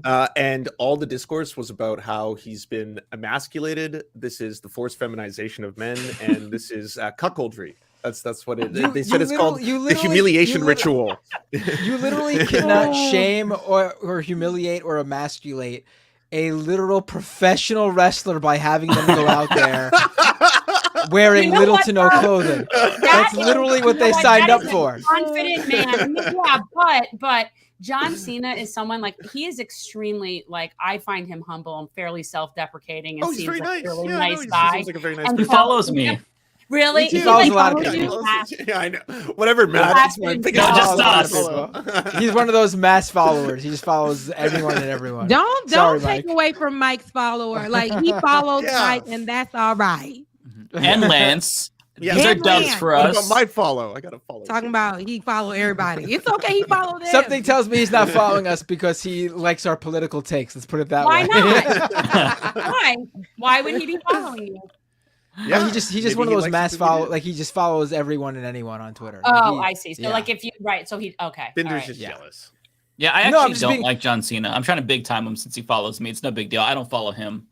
I don't know what his politics are. Really? Are you that ridiculous? I don't know. I probably do. I'm not sure. I can check. Now I feel bad. John Cusack is promoting me, which is really cool. John Cusack is a sweetheart.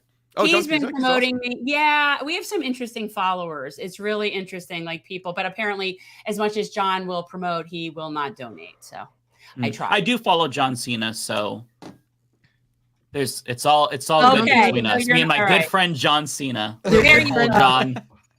He's granted the most Make-A-Wish wishes out of anyone. Yes. Wow. Oh, he has? Okay. Yeah. Well, shout out to John Cena. He's still kind of cute, so we'll shout out to John Cena. Sign was good. Not to ruin him for all you, but he did. A man who looks like that naked. I don't understand. Well, How's the emasculation ritual? So I can't really. Sign me up. Lance, you can hit the gym a little bit harder. I know. I need the emasculation ritual. God damn. Fucking John Cena.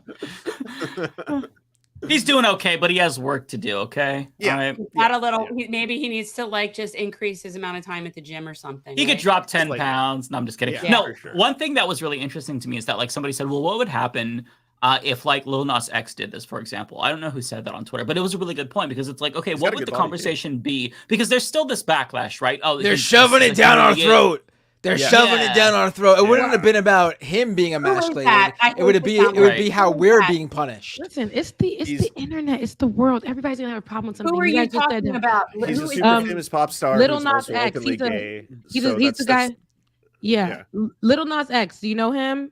No, I guess is he very feminine? Is he like, is there? Oh, he did a striptease with the devil. I'm just wanting to know, like, why would it be different if he came out with the card? Like, I have no idea. He's part of the LGBTQIA plus community. Okay, see, so it's like, would he be? That's why. Okay, I'm sorry. Yeah, would he be accused of like grooming, like if a gay person did that or something? Are you kidding? Which is really interesting. It's the internet. No matter who comes out that way, some group of people are going to have an issue with it. Like you said, this John Cena comes out and they were like, "Oh my goodness, he's being emasculated. Look how they just make it a ritual. They're doing this. They're forcing him out there. Emasculated. What emasculated? Yeah, I never heard forced feminization until so now I hear that. Like y'all teaching me something new every day, and I'm on the internet. We gotta start teaching you about furries. Yeah, I know what that is.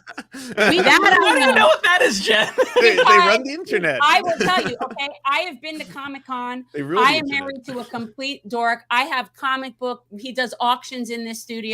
So That's anything funny. that has to do with like anime, comics, whole world, gaming, all that, whatever. I have a husband and 2 boys. So I've learned a few things. Okay. But I don't know pop stars. I don't know, like, probably not a lot. What's your favorite anime? Pop stars. You give me I back in the day. don't have any favorite anime. I just know phrases of things and names of things just because I hear about it from them. I don't want to participate in this. You're forced. Well, not now since we have children, he takes them. But before these nerds are shoving it down our throat. I was the original Penny from like Big Bang Theory when we were in college, going to the comic book store, and it would be like, "Oh my God, there's a." So you're vintage. You're kind of, I wouldn't say vintage, but you're old school. I mean, comic. 71. I was born in 71. So okay. So what's your pop star go to? Madonna? Yeah. Well, I saw her. I've seen all of them in concert, which is amazing. I can see that for you. Yeah, like I saw Prince Purple Rain at the Orange Bowl, which they called the Purple Bowl, and I was 11th row on the floor and watched Prince. Yeah, so like Springsteen, The Who, like we saw all the good concerts. Like that's the thing I feel best about. I'm not even that old, but we still had good concerts. No, you're not that old.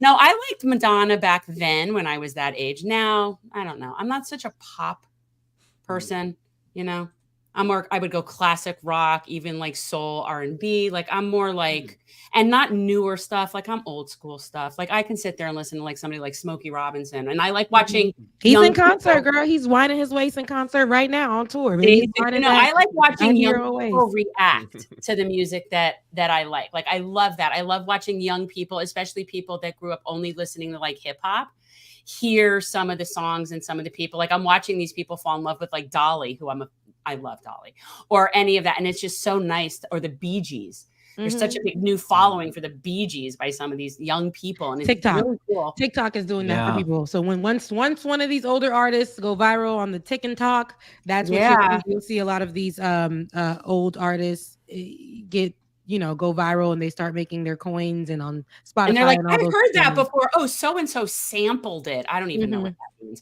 But like, and I'm thinking, yes, but they were original at one point. Kind of like remix. Yeah.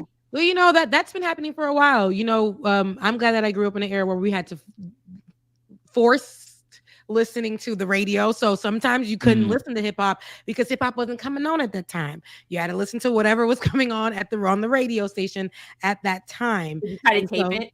Did you try to tape it with the cassettes? Yes, I did. We did that. I did. We taped it with the cassette. We would do the record and whatever other the two tapes. Oh yeah. Yeah, you had to do that. Yeah. Yeah, but you ain't at that old. We had to do that too. Now things are just moving a little quicker, very fast.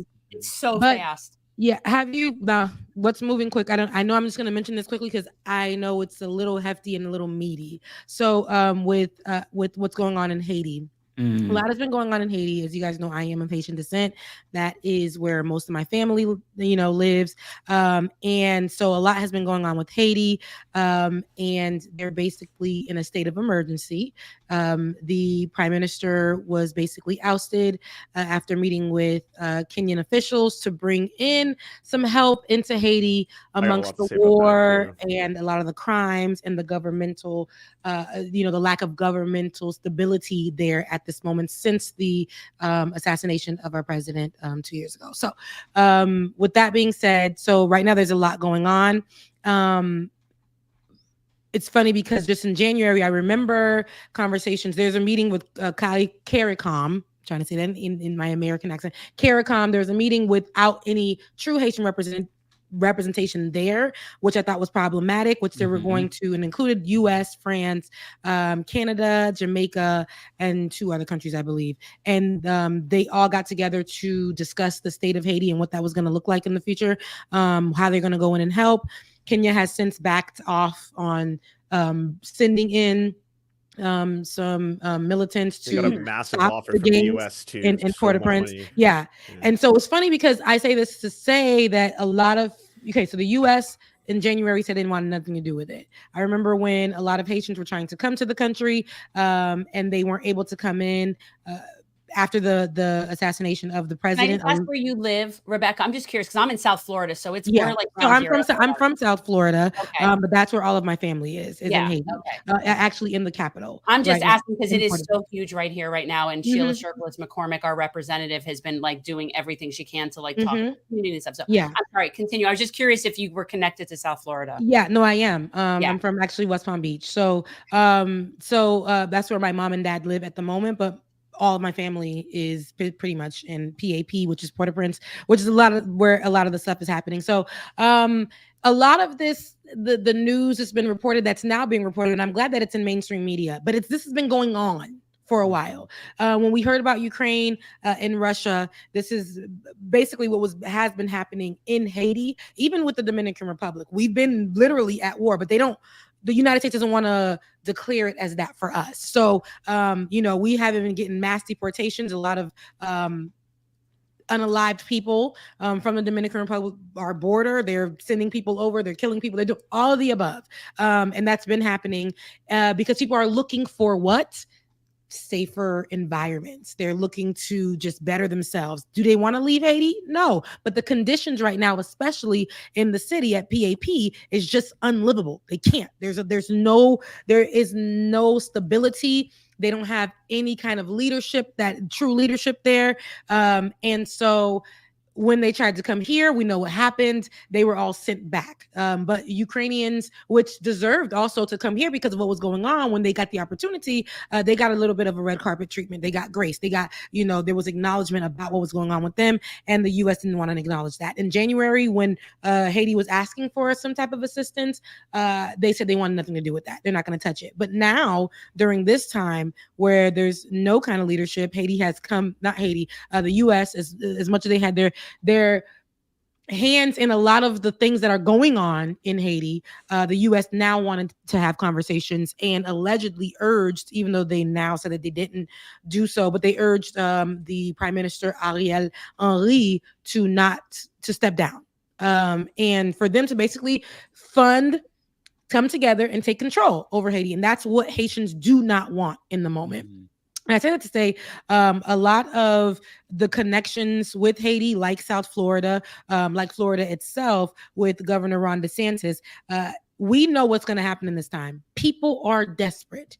They're going to find ways to try to get out of there and go to any border, whatever they can. And I know because I had family members do this as well, to go get help. And whatever that looks like, risking their lives to go through jungles in Chile, through Brazil to get to Mexico. Now, I'm saying all these things because that's out of the way, but this is their routes, right? To come and do that, to get to a Texas border, to be met with Border Patrol and treated like slaves at the border. This is what Governor Ron DeSantis is now trying to put in place as well. He wants extra security on the southern border amid what's happening in Haiti, saying that he doesn't want people to come here with what's going on. He doesn't want to give the help, and whoever comes there is going to be turned away. Like they're going to be shipped back immediately or dealt with, put into, to me, I call them like little concentration camps, for Haitians down in Florida. This is exactly how, to me, Black immigrants are always met. And I've told the story millions of times about, and under that Texas bridge a few years ago, when they were coming here seeking asylum, and my cousin called me, and I was going to do the work to go pick them up, and I spoke to the woman who was housing them at the time, and it wasn't really housing, but giving them food and giving them advice about what to do. They didn't speak English, so I had to speak for my cousin.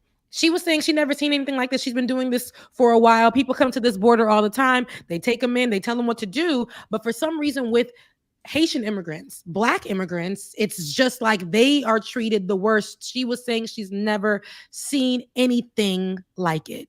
So I just want to bring that out, because what's happening in Haiti right now is not different than what's happening in a lot of these other countries that are going through war, that are going, like, so gangs are taking over. There are militants, groups, bad people, governmental crisis. There's no leadership, all of that. You know, people are saying that Haiti is the Gaza of the Caribbean. Like, and I can't unsee it, unhear it. I know I am connected to it by blood. I have people there right now who are fighting for their life every single day. We can't do nothing about it. If it's not governmental crisis, if it's not the actual war that's going on in there amongst the people in the government and the government that isn't there, you know, if it's not that, we have the environmental crisis. We have all of these things, and where all of these other countries will come and take advantage of what's going on in Haiti and say that they're helping them build up money. I can name so many of your favorite activists. I can name your like all of these people, the Red Cross, all Hillary Clinton. This is why y'all always hear me on here and say I don't fuck with Hillary Clinton, because I know what happened there. If you guys Google, Bill Clinton sat before and apologized about what him and his wife did in Haiti. Yet that hasn't gone viral. That didn't make mainstream media. None of that. But he literally admitted to what he did in that country, in my mother's land. But you know, this is why I say, you know, they'll take advantage of it. They'll take an opportunity. They'll take land from people. They'll take money. They'll say that they will raise money and partner with people like the Red Cross and build, what was it, 6 homes. Hillary Clinton and the Red Cross, 6 homes during the earthquake. So this is why a lot of the Haitians are like, we are in such a crisis, but we don't want that to come and assist us anymore. We don't need that. So we need actual help that's going to make sense for the country. And so there's a lot of rhetoric going around, but I want people to understand this is just as any other country going through something. There is a lot of bad hands at play. There are people who want to take advantage of Haiti, almost obliterate it so that they can restart and take control of it. Why? Because Haiti is the first Black republic that gained its independence, right, from France, and we had to pay for that. That doesn't sound logic. It's not logical, but we had to pay for our independence and keep it there. And while we did that, we helped other Latin countries. We helped American states get their independence, and we are still treated like the bottom tier. No help, no nothing at all. So, you know, I just wanted to bring that, you know, because I know a lot of people are like, well, how do you feel about it? Because I am Haitian and because I am dealing with it. I did want to ask you about that. Is your family okay? Yeah. My family, well, if I say that they're okay, they're doing their best. Now, I can't imagine. I'm not there, but I do hear from them and what's going on. My brother, my oldest brother, who moved here not too long ago with his children, he goes back all the time.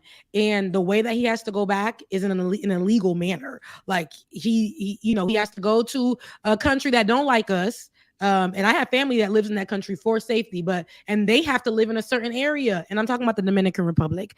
They have to live in a certain area to be outside of harm's way because what Dominicans are doing to Haitians. And that's the closest area that they can go and seek safety. Do they want to be there? That's always been a problem. Mm-hmm. It's always been a problem. It's always been a problem. I have a family member that just got to Chile.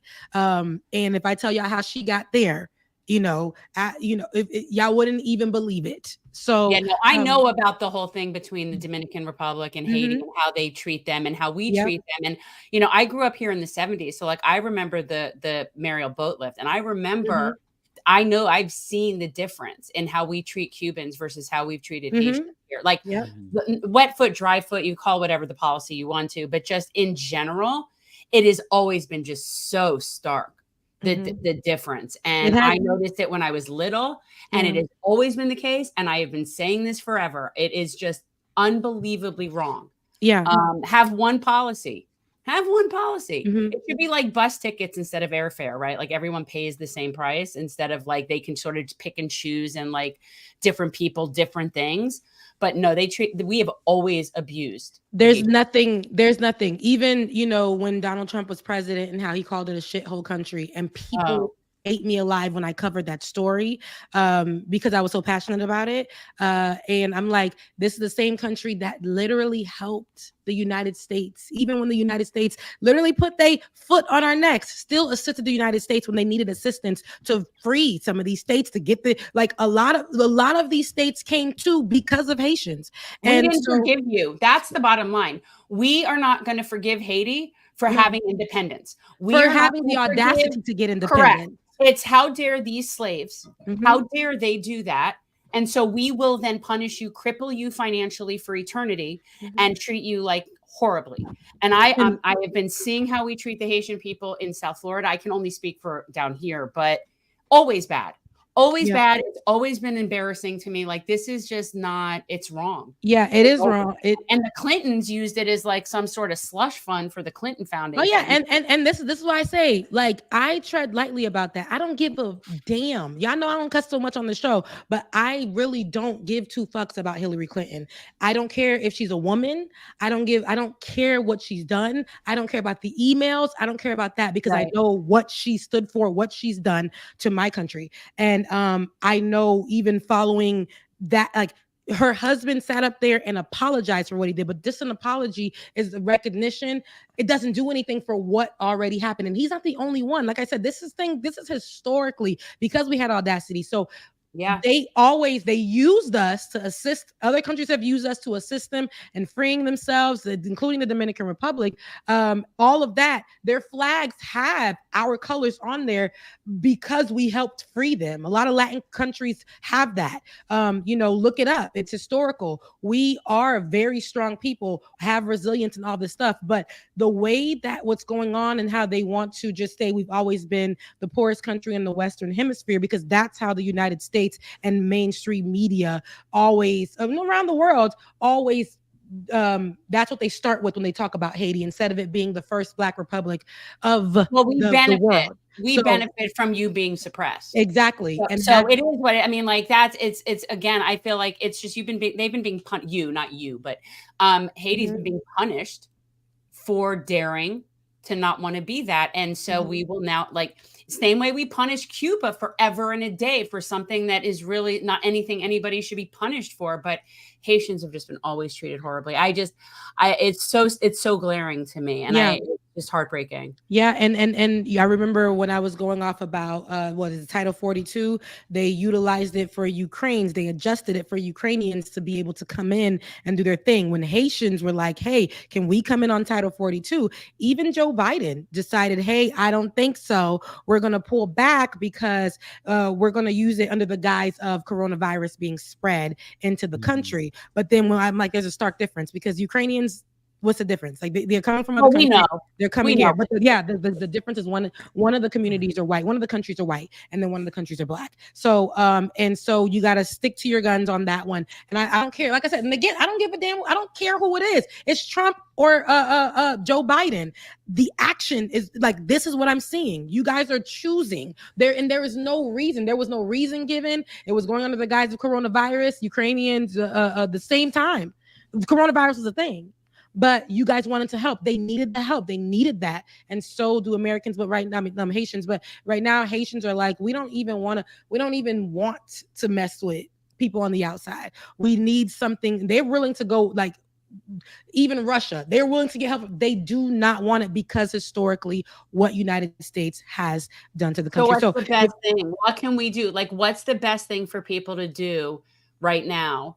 So right now, I would for people in Haiti. Right now, I would say this is what I'm going to say. Mainstream media is going to post these, like, a certain type of rhetoric, a certain type of narrative.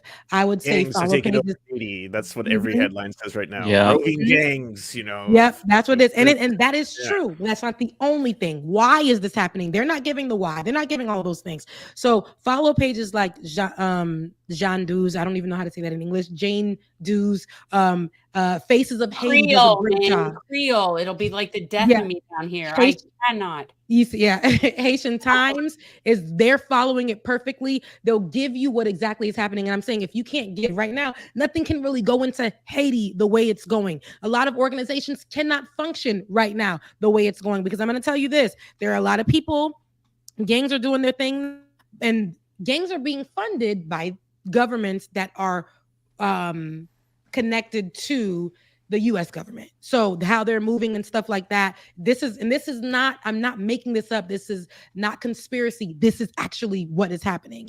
You know, and they'll see American officials there. Nobody knows that they're there, but they're walking the streets. They're doing, this is what's going on there. And so, but there are a lot of Haitians who are like, we can't. So they're outside risking their life every day, fighting against these officials. They're at the airport. They're forcing officials out. They're trying to do this, but it's being viewed as almost like looting when we're outside and a black person has been killed at the hands of an officer, and what they're going to do is they're going to immediately going to looting and say this is what black people are doing. This is, and not like, so this is a lot of what's going on. But follow, like what I've been following is, I love the Haitian Times. They got people on the ground who are covering the story, who are putting themselves in harm's way, who are witnessing people get unalived. All of this stuff is happening every day in Haiti. So follow Haitian Times so that you can see what's going on, know what's going on, properly educate yourselves and advise yourselves on what's going on. And I think that's what I'll ask you guys to do first. And as I get information, that I can do. That I'm and and as I connect to organizations, official organizations, like I did a couple of years ago, where I was collecting things to send into Haiti, where I knew it would get there.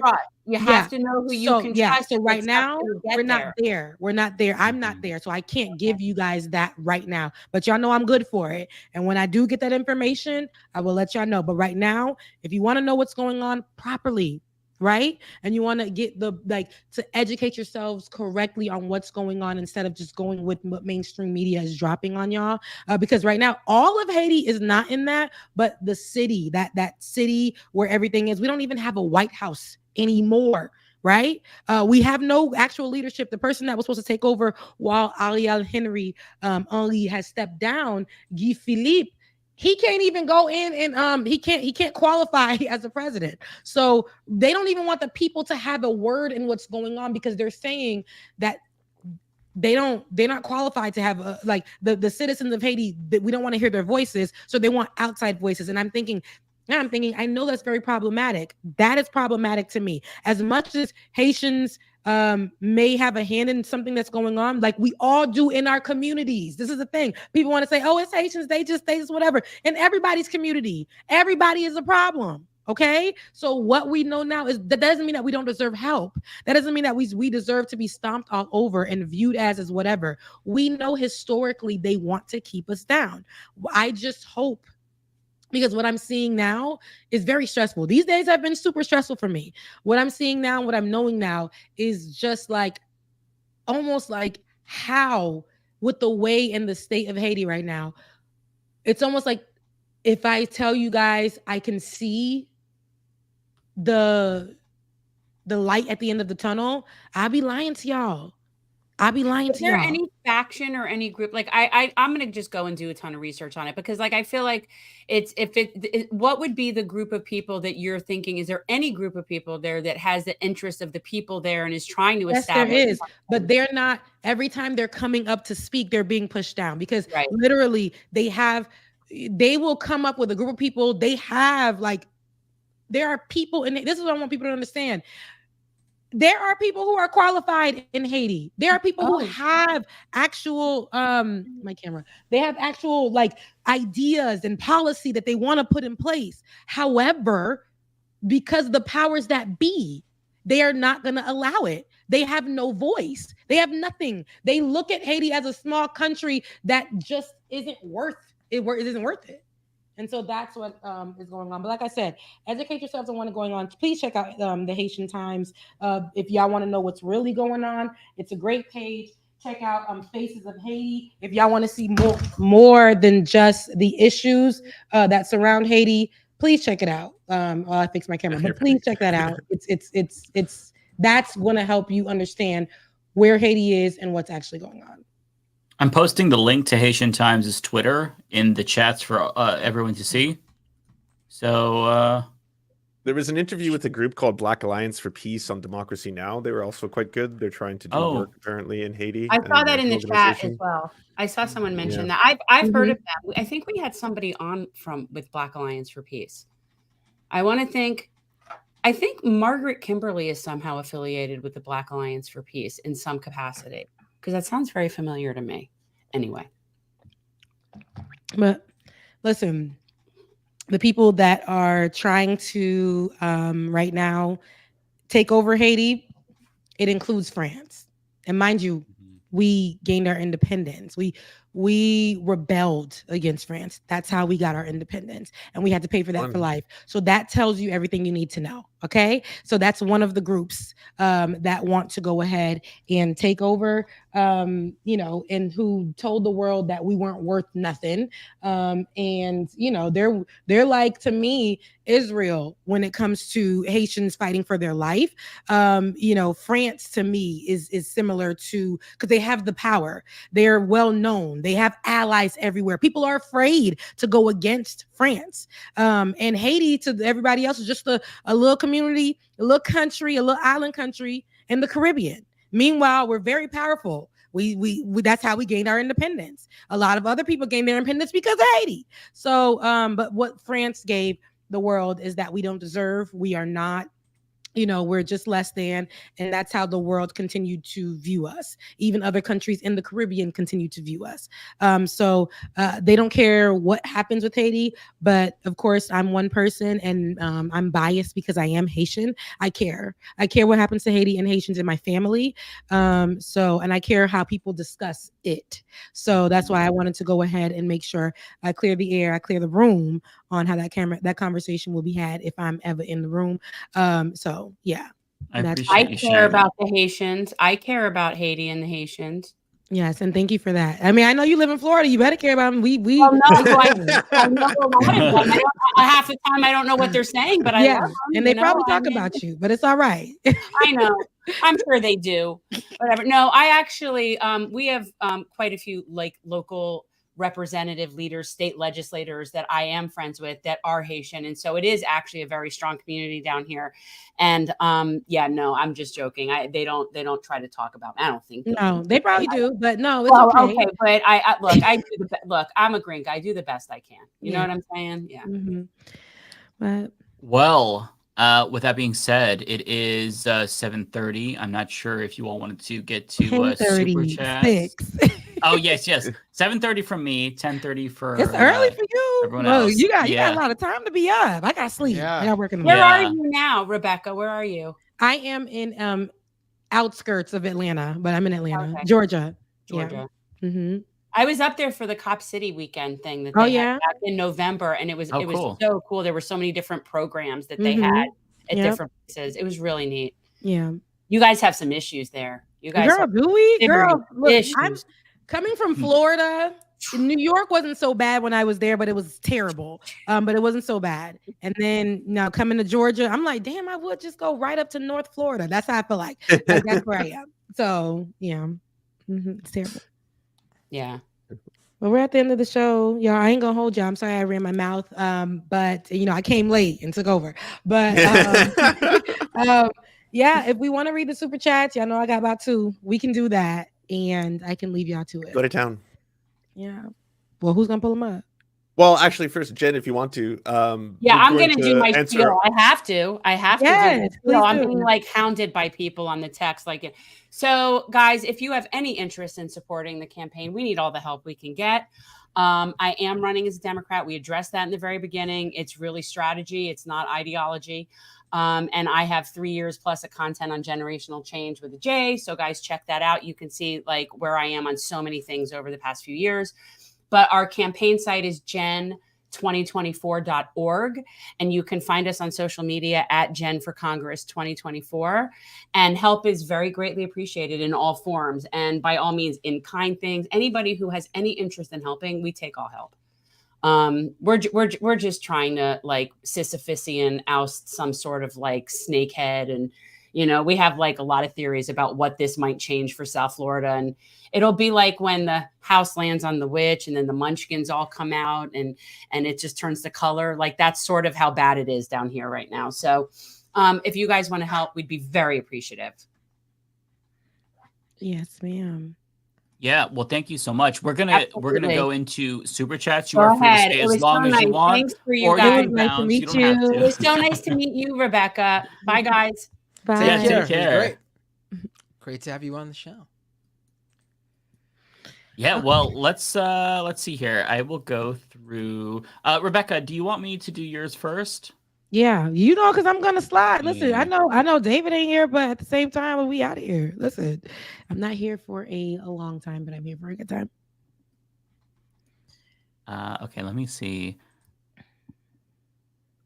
Through. How do you can tell based on the little link thing, right, Matt? Yeah, but I can actually look in my chat and just go by that. Oh, okay. I'll pull it up if I see it then. Okay. Okay. JCast. I hope this was the first one. Let me see. No, it wasn't. So I'm missing one of them, but that's okay. Somebody sent me one earlier saying that they came into the chat to show me loves, and I don't see it right here, but I love you and I mean it.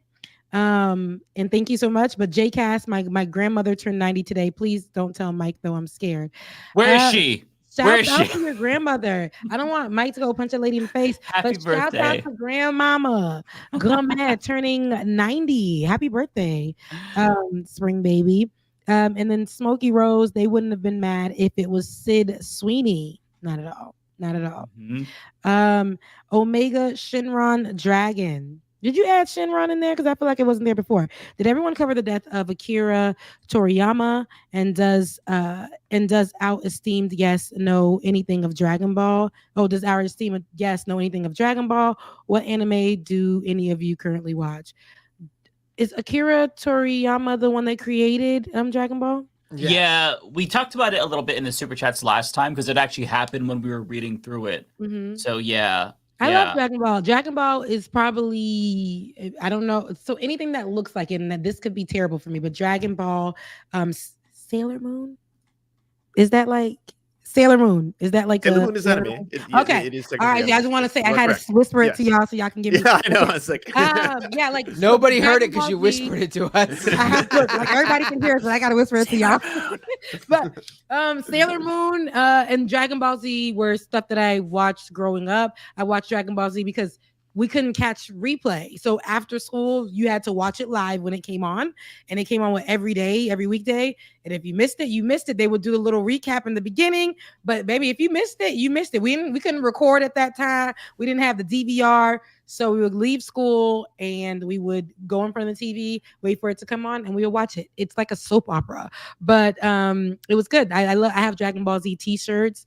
My favorite person is Vegeta. So yeah, because we have the same hairline. So that little widow's peak real deep in the front. Yeah, I love Vegeta. So what's the next one? Pons Gambit. I'm born in DR, living in Miami, and find myself constantly arguing with people like my mom about the embarrassing treatment towards Haitian. Love you, B. I love you too. And I thank you for being somebody who is Dominican and is not being blind to what's happening. I have family members that live there. I have Dominican family members, and they have to live in almost like outside of regular living because of what's going on. So when I went there last, we had to be outside because they knew that we were Haitian. And a lot of the ones that were Haitian, they had to speak to us. Yeah, I was saying Sailor Moon to y'all. They had to whisper to us on the streets that they were Haitian in order for us to speak Creole to each other because they were afraid that they would lose their jobs or whatever the case may be. Again, Pons Gambit with another one. Haitians paid France for about 150 years for freedom. We sure did. And I think it was, what was that bank? Some bank came to because of the Citibank. Yes, because of that. Came in, took some money, and they got Citibank because of that. That's why I don't even fuck with Citibank. Okay? So, so here we go. That name again from last Thursday. Tunbosun Oyenuga. The Leftist Mafia, episode 65, Becca's Hour. It sure was my 30 minutes. No, it was great. We needed to be educated on what was going on because all I've been hearing about it is Elon Musk running his mouth on it. Yeah. So to hear it, so to hear it from someone who actually knows what she's talking about, B, has connections to Haiti, C, has good sources that report from Haiti. I sat back and I was educated, so thank you. You're welcome. It's not that I was like, oh, I believe what Elon Musk was saying before you. Yeah, but I understand what you're saying. When that's like the only thing that you're hearing somebody speak about it or whatever, and even in mainstream media, it's kind of the same rhetoric, just different tone. So like hearing it, from I guess I have to. I mean, he's going on about cannibals and shit. Yeah, can we talk for 2 seconds about how the right say they're all anti-war? We're not for giving arms to Ukraine. We're not interventionists. And then when it comes to Haiti, they're like, they're cannibals. I saw a man eating a penis. There's video footage of it. Yeah. We need to invade right now. And I'm like, what is happening? Holy shit. But they just said in January that the U.S. they don't want no parts of it. But see, whatever, they will take a one-off situation out of all 99. They'll take one. And they'll say, this is why we need to go and attack and do this and do that and whatever. And not help. Help. When they do send help, they send help. They raise millions of dollars and they build 6 homes. That country, literally, millions of dollars could do a lot for that country. $100,000 could do a lot. Like $1,000 for a city can do much in Haiti. Wasn't $100 million the amount that they were proposing for Kenya to send Kenyans over there as a military force because they didn't want the optics of white people suddenly recolonizing Haiti again, so they wanted to get black people to do it. But Kenya refused ultimately. But that's Kenya, when I learned that, I was like, that's so fucked up. Yeah, he just met. The prime minister just left there a few days ago, and Haiti was like, yeah, F the prime minister, F y'all, we know what's going on. So when he left, they went to the airport, Haitians, because we like to rebel. They went to the airport and was like, pull up. So he couldn't even land there. He had to land in Puerto Rico.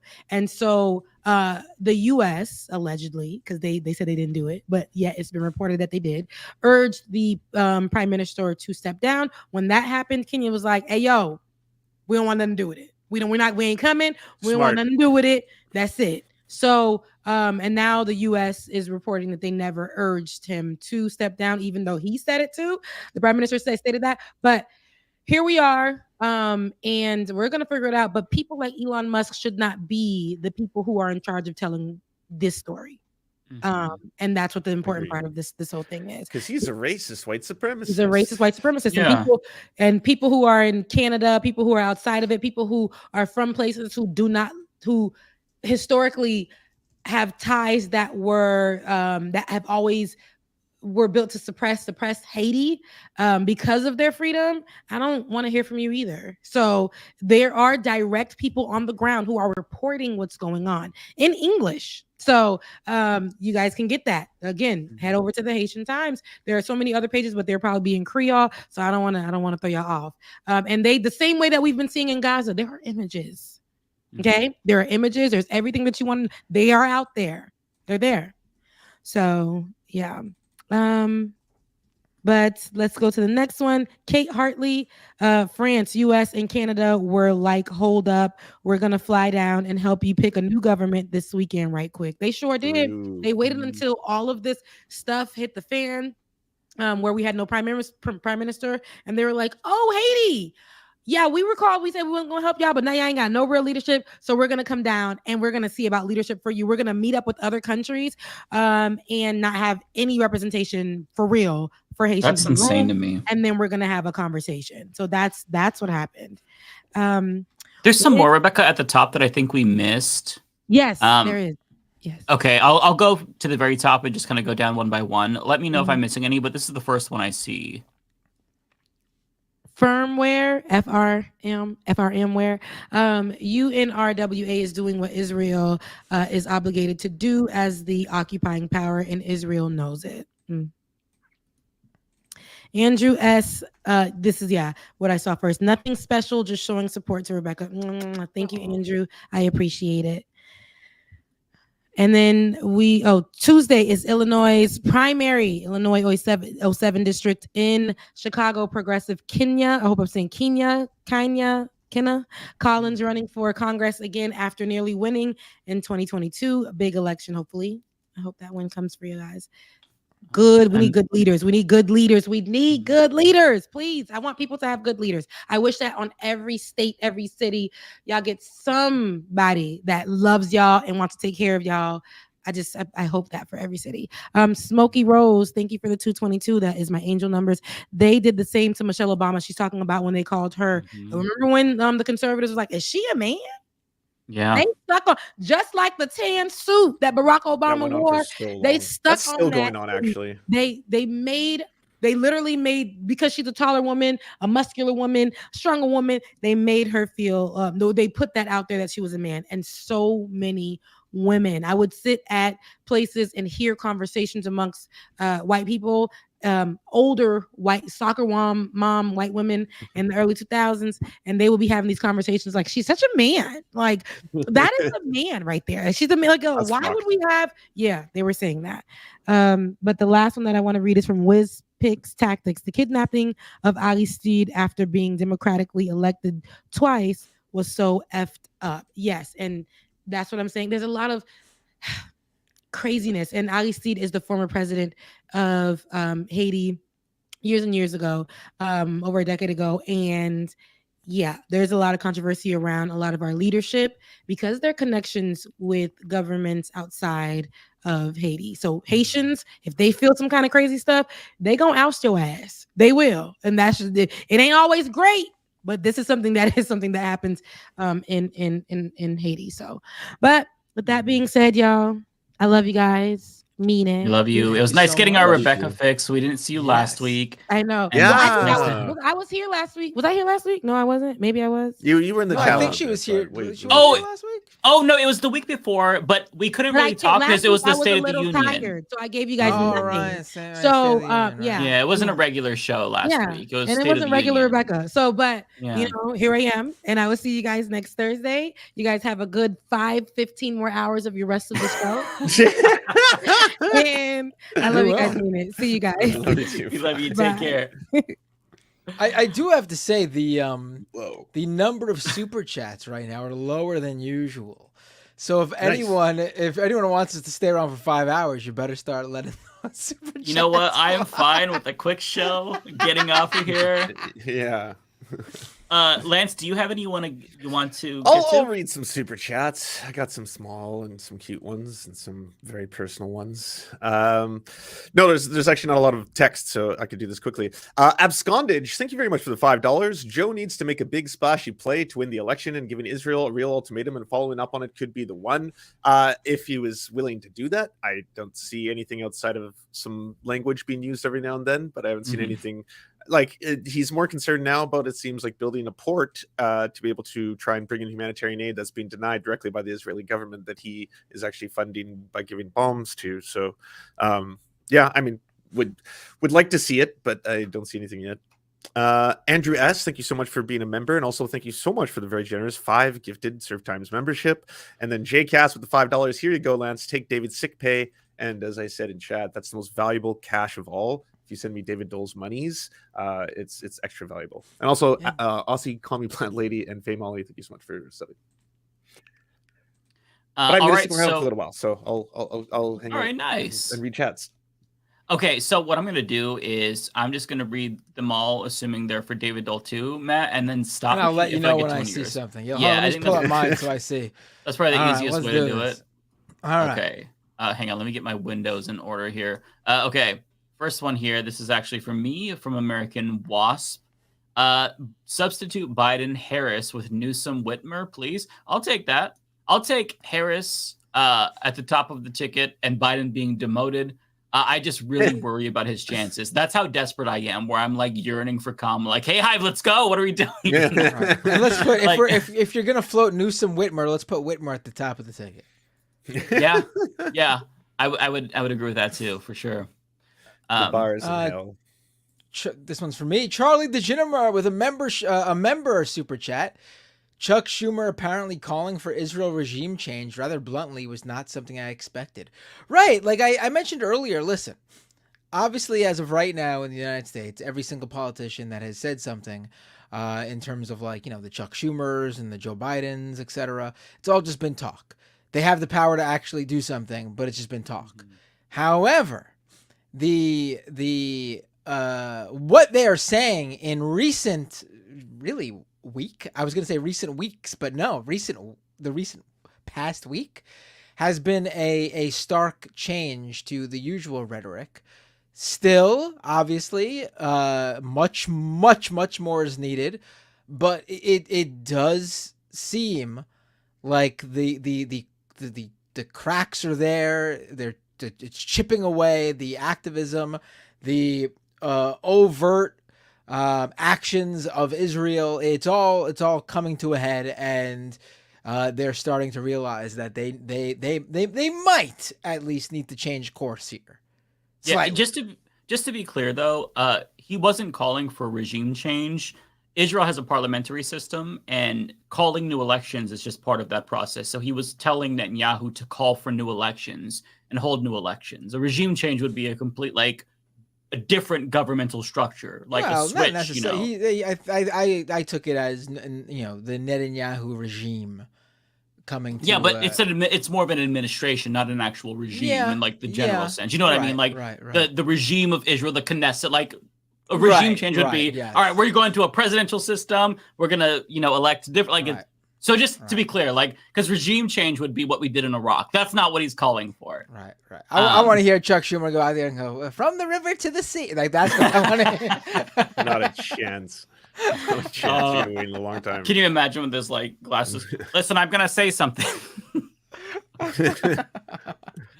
Okay, this one's for me from JP. $11 or euros, excuse me.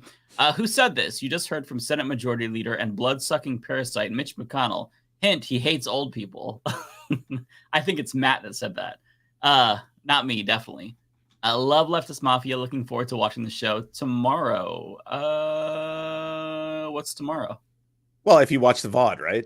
If you're... I see. Yeah. I'm not going to read this super chat from somebody who sent in a rude comment. I want to read the rude comment. Let me read it. Well, it's about our guest, so I don't yeah. Okay. If it was about me, I would read it. Or if it was about David Dole, I would read it. But it's... Yeah, if you're going to send us money to say rude shit, that's fine. Send us all the money you want, but we're not going to read it. So thanks for the money, though. I will also take David. Wait, did this person send it to... All right, didn't send it to me, so that's not one of my... I think they sent it to David. I don't see it in mine. That would make a lot of sense, wouldn't it? David Dole's chat. Okay, so the next one... That's what we get for bringing a nationalist on this program as one of the hosts. But he's a rational nationalist. Yeah, I mean, that's like basically saying, oh, he's a moderate Nazi. A national socialist. Yeah. Okay, so from Meng Tang, $5. Thank you, Meng Tang. Nice to see you. Humanist Report, can you ask Jen if she plans to help out Cori Bush with her PAC funding plans? We want her, but we need to keep the others too. So we missed this, but I don't think she's going to be helping out Cori Bush. The only way that I could see the funds being shared is if it was through like an organization like Justice Democrats or Brand New Congress. I don't even think Brand New Congress exists anymore. So I don't think that there would be any exchange in funds unless Jen were to win the primary, and then progressives might fund her and vice versa and whatnot. But like in terms of her just running as a primary challenger, I don't think she's in a position to really help other incumbents, unfortunately. But I know she would if she could.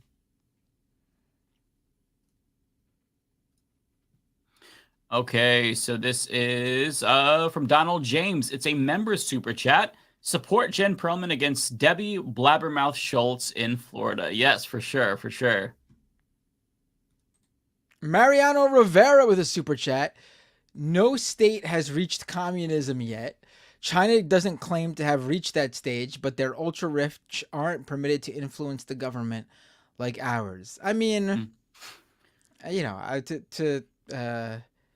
guess you hedged there with like ours at the end, but you know, you better be sure that they are, you know, taking part in the government in some ways. Let's see here. JCass, $5. If potatoes are vegetables and tomatoes are fruits, doesn't that make French fries with ketchup technically a salad? Oh, that one's I missed it. My bad, JCass. But by that logic, yeah, right? Let me read it again. Hold on. If potatoes are vegetables and tomatoes are fruits, doesn't that make French fries with ketchup technically a salad? Yeah. I mean, I'll take it. I guess. Wait, do you eat fruit and vegetables in a salad? I don't. What? Isn't salad just vegetables? Oh, that's true. Although some people are weird and they put raisins in their salads. Oh, I think if you add raisins to anything, you're ruining a good dish. I don't like raisins in anything. I agree. I don't mind. I don't like mind raisins in a box. Yeah. Right. Yeah.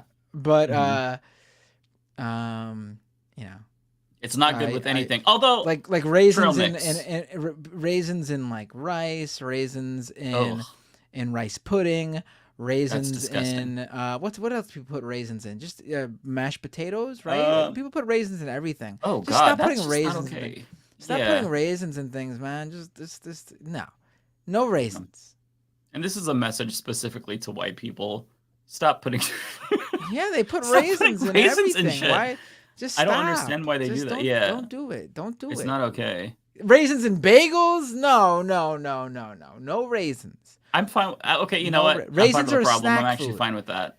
Why not put fucking cheese doodles in a bagel? Why not throw some fucking cheese doodles in your rice pudding? It's a snack food, okay? Okay, so the next one is from me from Philip Schwartz, $2. Trans rights. Thank you so much. Yes, absolutely. Trans rights always.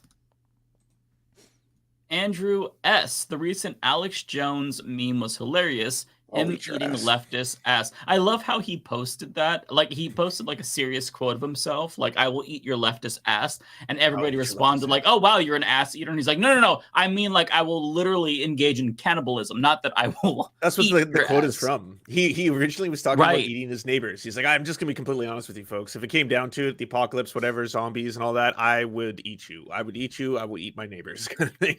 And he's like, "I will eat your leftist ass." Yeah. Yeah, it was really funny because I don't think he realized that saying eating ass meant something different. They're turning the frickin' Alex Jones gay. The quote didn't hit the way he wanted it to. So it was very funny. Yeah. Hey, straight people can eat ass too, just to be clear. And they do. Right? Yeah, they do. Oh, that's true. He could have been talking about, leftist ass of the opposite sex, right? That's true. Well, he's a chaser, so we should also add that. But Right. 180K Chen, $5. Thank you so much. Just caught up on political vids. Was behind due to Final Fantasy VII Rebirth. Awesome game. Exceeded my expectations. Hoping Dragon's Dogma 2 does the same. Co-signed 100%. I'm enjoying Rebirth a lot. Exceeded my expectations. Thought that the first one, the remake, was kind of mid, but I didn't grow up with the original, so it wasn't necessarily nostalgic to me, but I'm really enjoying this. And Dragon's Dogma 2 looks fucking amazing. So, yeah. Hope it's good. MC, $10. Please change the subject. Done. You're welcome. I don't know what we were talking about then. So subject was changed. You're welcome, friend. Yeah. You're welcome. Your $10 worked, obviously. Yeah. ABS, Anonymous Bastard of Society with $5. Hey guys, I seem to be in the area of a tornado storm. Oh, damn. Pray for me. Keep up the great work, guys. Man, well, you better take care of yourself if you need to. Take shelter. I don't know. Like, what are you supposed to do? Hopefully you have prepper buckets. You got to get that Tim Pool prepper bucket combo. Yeah. Make sure, you know. The macaroni cheese with broccoli. I saw that. Yeah. Yeah. Praying for meals. you. Yeah. But seriously though, hopefully everything's okay. That's pretty worrying. Yeah. We have this. I don't see Bill a message. Haverchuck with I think he deleted his super chat and then resent it with maybe he misspelled something. There's another one from him coming up. Okay. Oh, nice. Typo double super chats. I don't know if deleting it brings I don't know if he gets a refund on that first one, but he gave me one anyway. Bill Haverchuck, thank you for the super chat regarding John Cena. First of all, I want to say before I read the rest of his post here, if you are sending a super chat based on a very specific thing that we mentioned earlier in the show, what Bill did here is fantastic. Please, let us know the context. Because if he just put hashtag I prefer the Coyote mystery. versus I like Acme, the guessing game. I would have been like, what the fuck is he talking about? But regarding John Cena, now I know exactly what he's talking about. So here we go. Bill Haverchuck, regarding John Cena, hashtag release Coyote versus Acme. Yeah, John Cena is in. He stars in that that Warner Brothers movie. Oh, you'll never see it. A Coyote versus Acme that Warner Brothers is going to completely delete and never release in order to get a tax break. And from what I've heard, same thing with Batgirl. Yeah, but unlike Batgirl, I don't get that. Like, you already spent the money making the film. Right. Well, I've heard Batgirl is really bad. That's why it's not. I heard the opposite. People in the industry were like, it was amazing. Michael Keaton basically plays like Daddy Batman and raises her, and it's all super awesome. Everyone who worked on it loved the project. Really? Okay, so and like Coyote versus whatever Acme, they apparently had finished filming, so they were about to start post production. Whereas the Coyote one was like 95% finished. Like it was ready for maybe that's what I heard. Yeah. But according to what I've heard, the Coyote versus Acme movie is fantastic. For people, this is WB, right? WB Studios. Yes. They're Warner the Brothers idiots Discovery. who just released the Suicide Squad game that bombed, and then they're like, actually, we want to do more live service games instead of single player games, which it defies all logic. But I mean, okay. Yeah. I think that if you are going to do this, if you're trying to get a tax break on something like this, then the product that you're getting a tax break on, that's unreleased, should become property of the state. It should become public domain that anyone can watch and enjoy, and that's that. I mean, you're going to get a huge tax break on it. Just the studio. Hey, so yeah, and that way, either they do that or they are forced to release the movie. I think it will be leaked. I don't think this one's gonna, quietly go away. I think and to be clear, it's not just the tax break, which is like, it's a bit, but it's not enough to try and justify the decisions. It's also because they're pulling the plug on certain properties because they don't want to go through with the entire. You have to pay a lot more money to release it. You have to pay like almost double the budget in advertising. You have to plan for international markets. You have to apply to the Chinese market and make sure you have an edited version that like adheres to their standards. So for those two projects specifically, they calculated it would save them more money to just cancel it altogether than continue the process down the road. But it's so foolish. This is a movie based on Looney Tunes, though. It's gonna do good. Like, you don't need to do all that. You don't need to do much, honestly. You don't gotta do much. This is a Looney Tunes movie, a mix of animation and live action. People love that when it comes to the Looney Tunes. I mean, you spent all that money on Space Jam 2, which got terrible. I was about to use that as an example of why people don't love these movies. Space Jam, the original Space Jam is fantastic. Yes, it is. I will stand behind that. Not even just like nostalgia factor. It's a fantastic movie. Obviously, fantastic soundtrack. Yeah. No, it's a great movie. Space Jam. The first Space Jam is an amazing movie. I haven't seen it since I was a kid, and it was my favorite movie. I don't think it would hold up. It's true. It's a great movie. Yeah. Who Framed Roger Rabbit? Amazing movie. People love these sort of animated live action mixed movies, and when you got John Cena and you got Looney Tunes together, it's gonna. You don't need to sell it much. I mean, just release the goddamn movie. So stupid. Next one here from JCast, $5. Thank you, JCast. I work with Haiti refugees, kind, hardworking people It pisses me off how not just French colonization screwed Haiti over, but also the U.S. and Citibank. Yeah, it's really sad, and I'm still like shocked. I mean, I'm not shocked, but I'm just like taken aback by how quickly the Haitian immigrants that were here were sent back. Like, remember the viral photos of like the border patrol on horseback that looked like they had whips, but it turns out they weren't whipping them or some shit. They were deported so fucking fast. That was like one of the first major Biden policies, you know, with regard to immigration, where he did that. That was him, you know? And so, yeah, it's sad. It really is sad.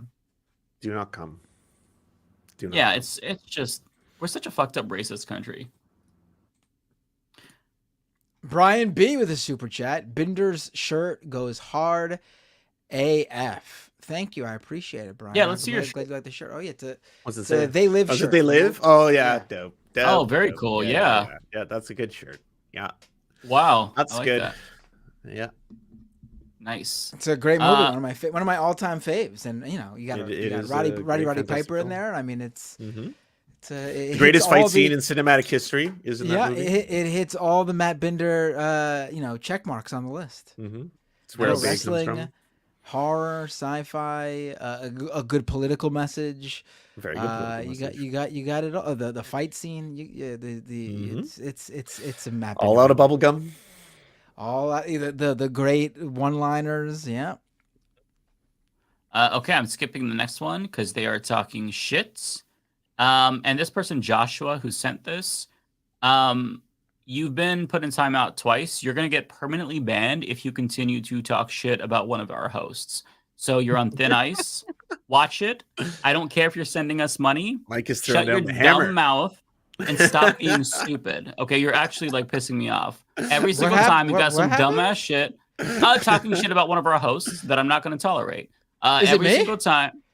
No, I'm not going to say who because I don't want to single anyone out. Binder's like, I want it. Give me the hate. Yeah, if it's about me, I want it. No, it's just one of our hosts. Yeah, and not going to tolerate that. So fuck off or be permanently banned or do better. But you get one last chance. So just FYI. Talk shit about me, please. That if you need to talk shit about someone, do it to me. Yeah. He gets off on it, actually. You might be feeding a kink. You might be, yeah. So we have one for Rebecca. I'll eat that ass.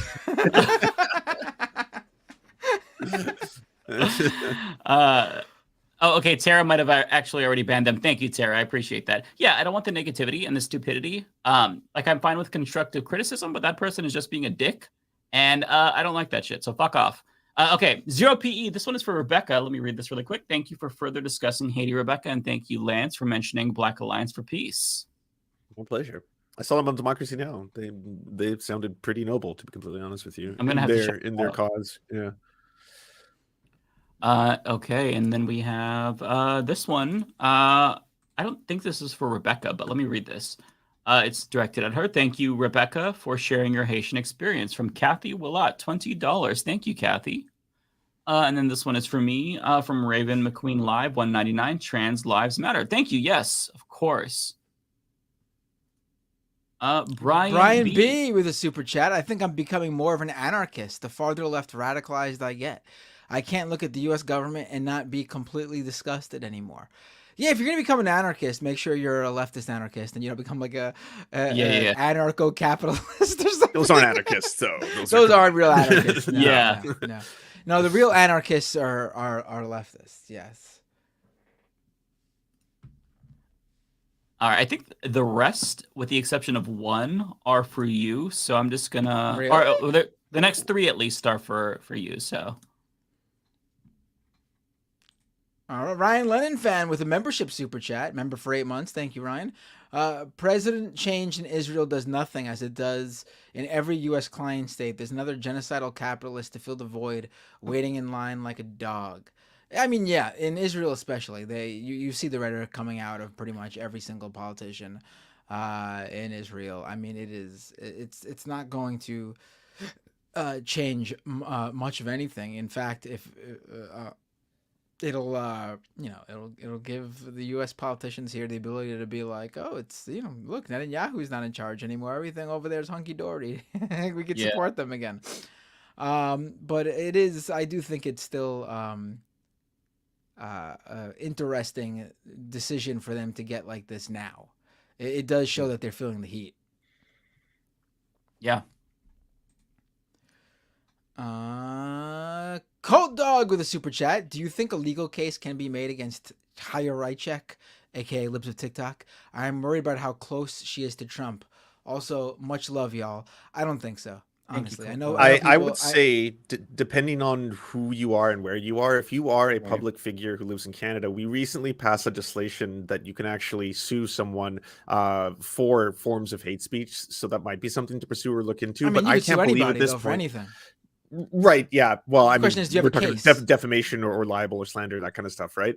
In the case of Haya, there's got to be a lot of people where she has intentionally and maliciously lied that they are pedophiles or groomers, and that's affected their own workplace or their own standard of living or their quality of life. You might have a case there. I'm not a lawyer. Consult a lawyer. Nothing I say is legal advice, but I'm just saying I think there has been enough people that she's directly tried to imply that they're a pedophile. That can be life ruining. Like that can your the future employers might find your name when you Google you, and a Libs of TikTok archived tweet is still up there, if she deletes it, like she does to a lot of the people she accuses.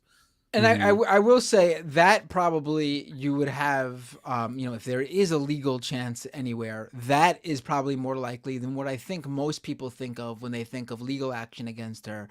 And that is like for the bomb threats and things like that directed at schools. Oh, right. She's got too much plausible deniability. Yes. Right. She has too many layers or degrees removed from what we know. Like if it comes out that she is much more active, she's been in mass shooter facilitating manifestos.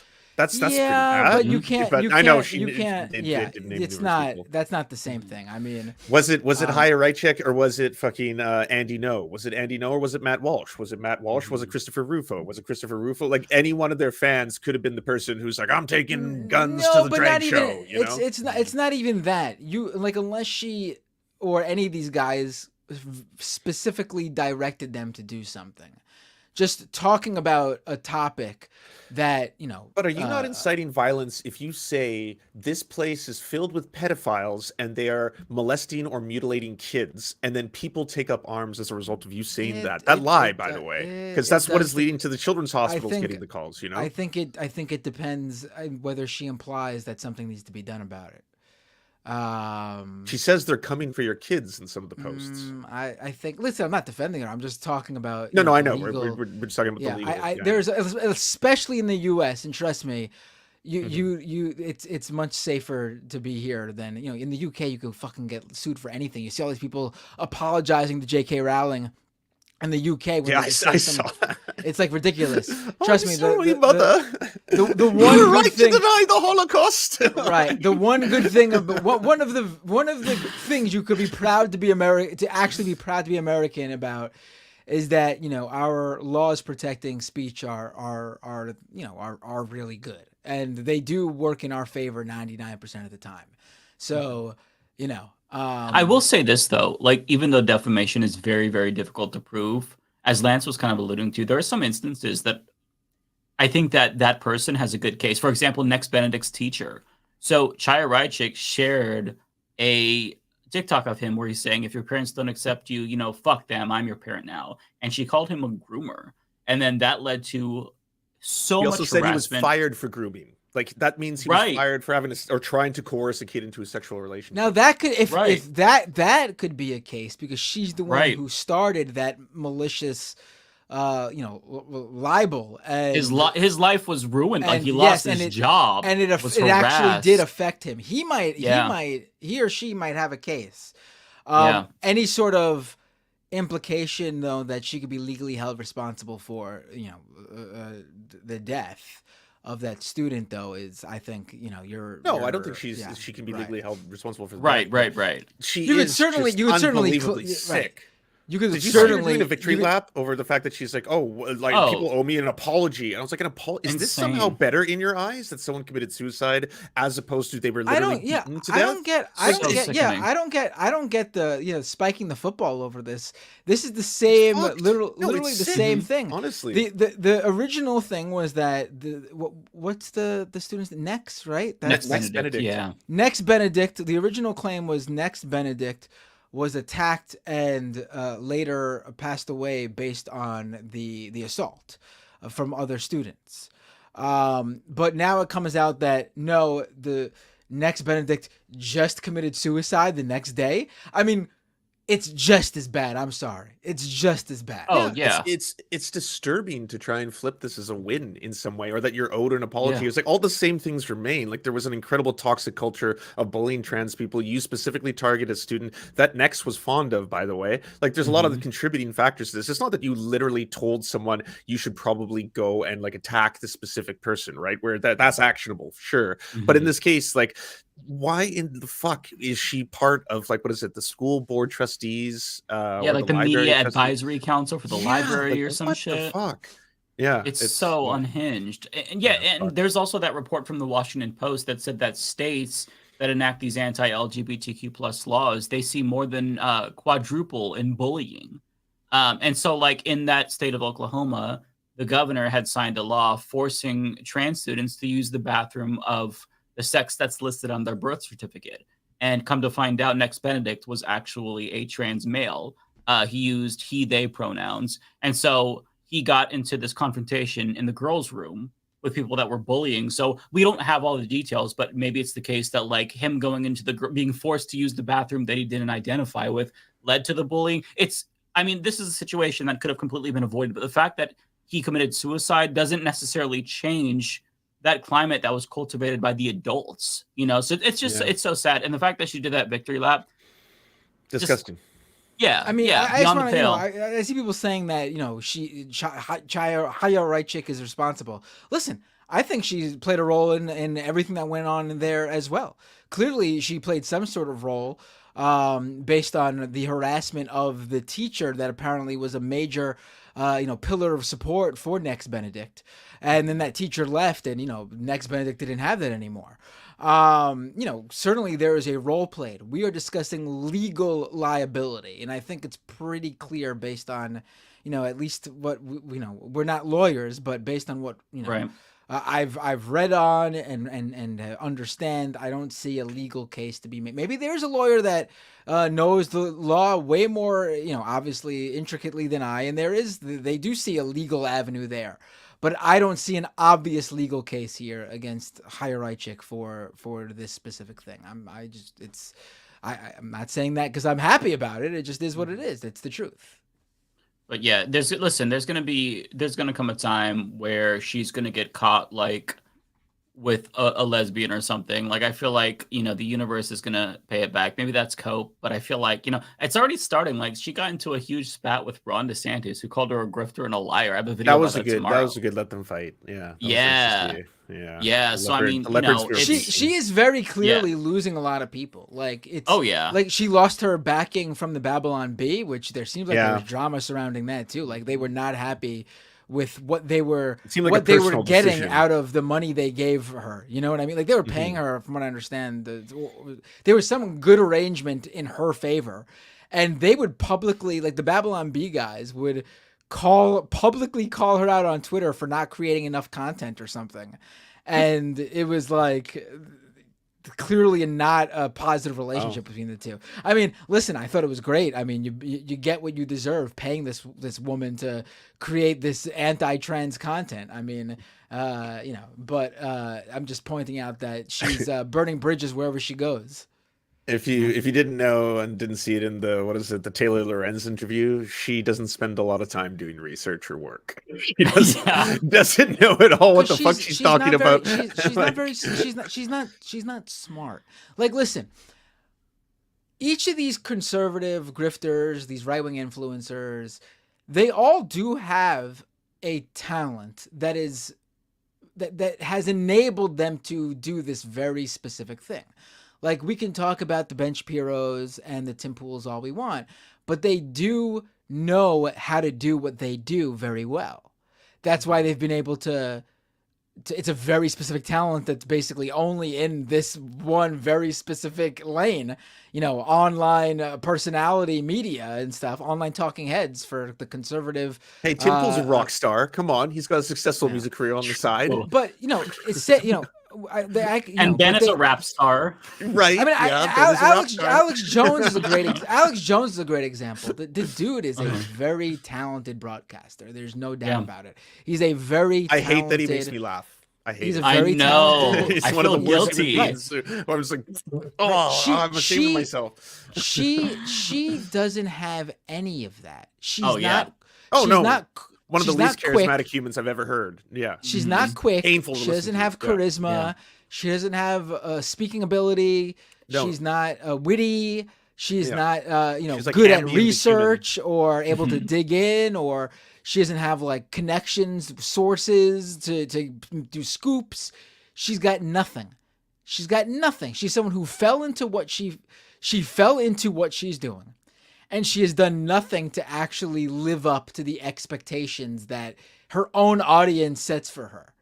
Mm-hmm. Like, she's just like, all of her stuff is just people sending her stuff. She's done no original work herself. It used to be easy though when it was just like chaos, right? She could just be like, this is a groomer, this is a pedophile, this is a groomer. And eventually people are like, yeah, you can't do that. Like, these are not literal child molesters. This is just like a teacher saying they're gay. That's the whole video, Right. Yeah. Someone said, what were they expecting? They were expecting a conservative influencer, the likes of, Charlie Kirk, or what's his face, the former Project Veritas guy. James O'Keefe. Yeah. That's what that's definitely what they expected. James O'Keefe, and they got cat turd. they thought they were gonna get the one of those types that owned the anti-trans lane for the online right, and instead they got this absolutely boring, talentless loser, honestly, who can't even speak to what she supposedly believes in. Yeah, which is amazing. Mm-hmm. Yeah, you love that that's your opponent. They're very stupid, haven't thought about their own worldview, can't articulate specifically why they think that trans people shouldn't exist. It's honestly like a gift to us. And last week, just seeing the damage control from Shia Raichik and the Moms for Liberty after their disastrous interviews, like they cannot defend their positions, let alone can they even like articulate what the fuck their position is. So that is like one thing working on our side. Or really not on our side, just on the side of like humanity, right? Yeah. Same thing with Aiden Ross accidentally snitching on the tapes and walked away in Romania. That's just like the worst people in the world are sometimes just so silly that you're like, oh, okay, now I believe in karma a bit. There seems to be some cosmic alliance happening here. Right. Sometimes they checkmate themselves, and you love to see it. We got a lot of that this week. All right, so the next one is from me, from Sir Gerbil with $5. Thank you so much. The Baileys must have become radicalized by TikTok to make Chuck Schumer call for regime change in Israel. Does no one get this? You guys don't remember this? I don't get it. I'm sorry. Chuck Schumer has said before that he makes all of his political decisions based on what he thinks a fictional family that lives on Long Island called the Baileys would want out of their representative. Look it up. This is it is a hilarious story. Chuck Schumer thing ever. I know. What would the Baileys think? It is really one of the and he has like very specific details too. About what hold on. Of his imaginary friends? That's not good. Oh, Chuck. All right, so here it is. This is from the New Yorker magazine in 2007 for you guys to know how deep I am in this world. Yeah, 2007, damn. 2007, yes.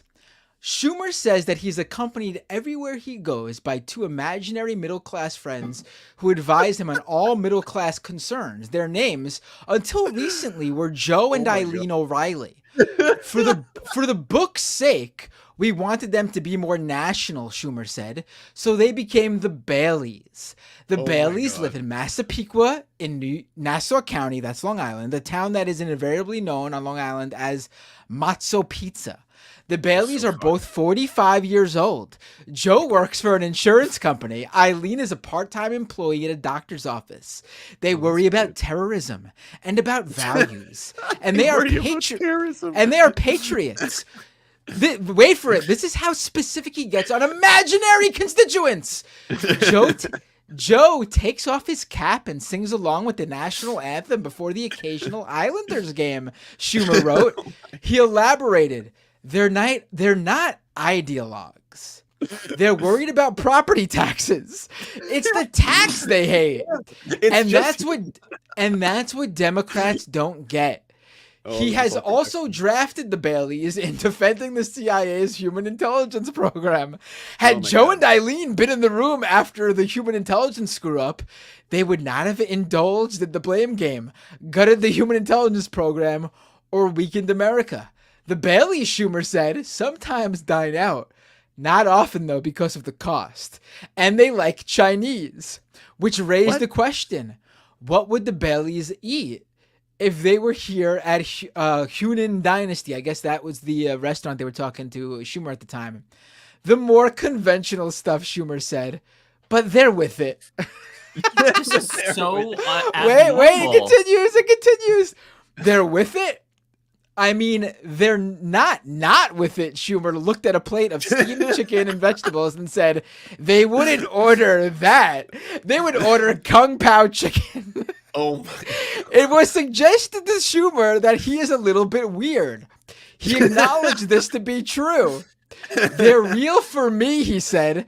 I love the Baileys. What? That is not okay. As swing voters, Schumer said, the Baileys were very anti-Hillary when she ran in 2000, but they voted for her in 2006. He went on, they like Rudy. It depends on how he plays it.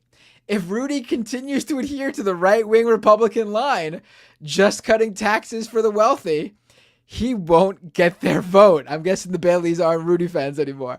It turns out, Schumer said, as he ate an almond cookie, that there are some actual Baileys in Massapequa, and he once met a couple of them. Mrs. Bailey was a kind woman, very nice, a nice lady, but the actual Mr. Bailey was a Republican. Even worse, Schumer said, he had a goatee. Joe Bailey would never have a goatee, Schumer said. That is the weirdest shit I have ever heard in my entire life. Yeah, this man should not be near power.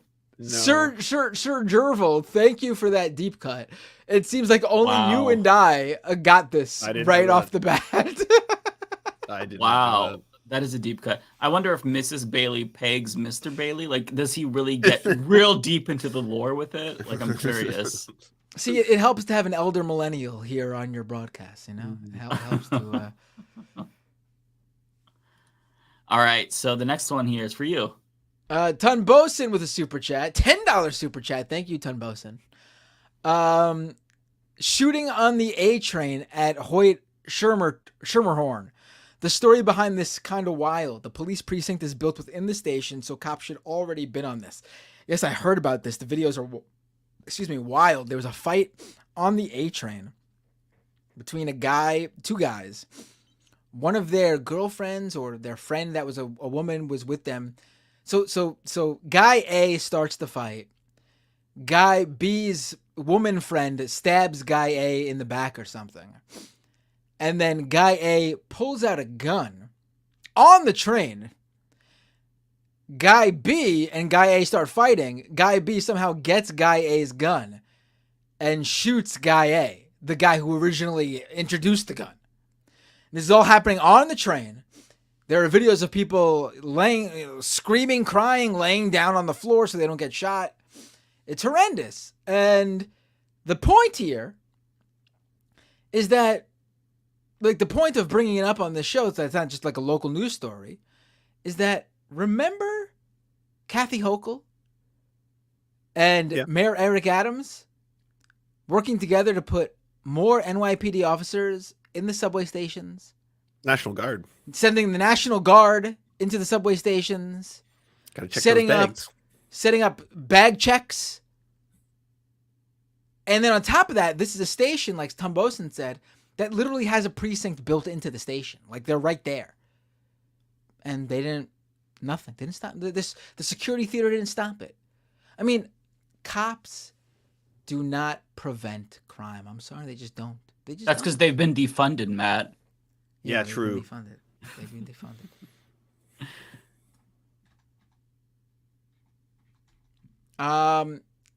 Tom Bosin with a follow-up super chat.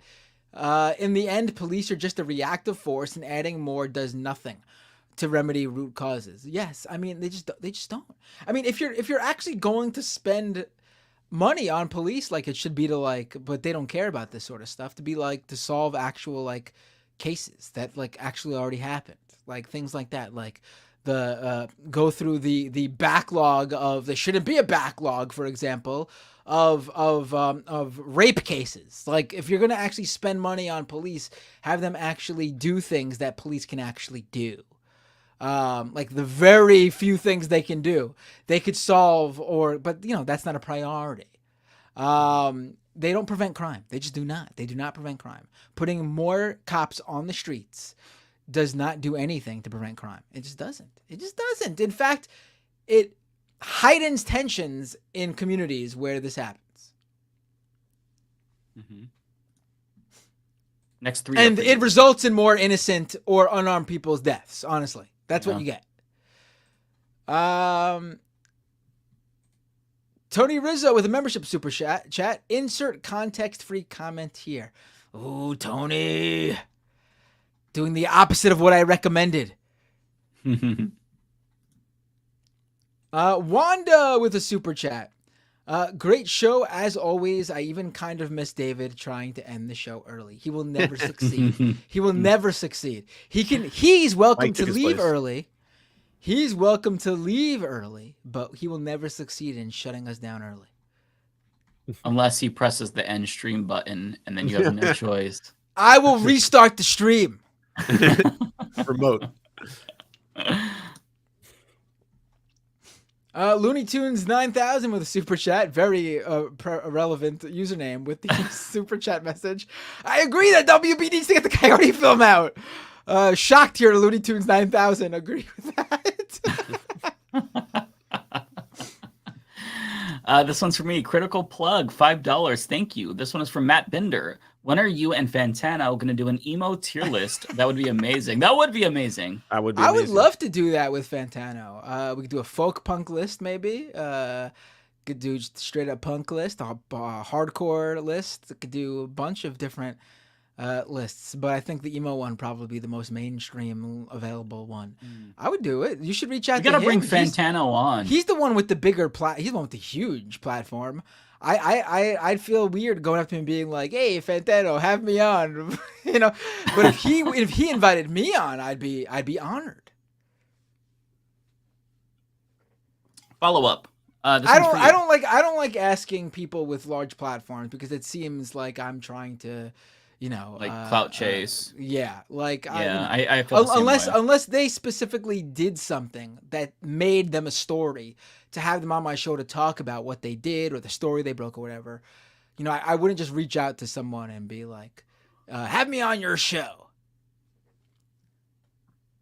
But you know what? Maybe I need to do that because I get emails all the time from people pitching me to have them on my show. And I don't look at them negatively. It's just part of the business. But I would feel, like I said, I'm really bad at self-promoting. It's probably hurt my career throughout the entirety of me doing this. But I really feel dirty self-promoting. I can't help. I gotta get over it eventually. Mm-hmm. Maybe soon. Maybe when I'm 40. Critical plug with a super chat for me. I could have just sent you this to you directly, but what are some of your favorite emo bands? Oh, you're gonna have to wait for the Fantano tier list for that one, my friend. Simple Plan, baby. Oh boy. No. All right. Chris Corcoran, $5. Thank you so much. Matt Walsh is just as boring as Chaya. Also wouldn't be shocked if he has skeletons in his closet, or more specifically in his case, his hard drive.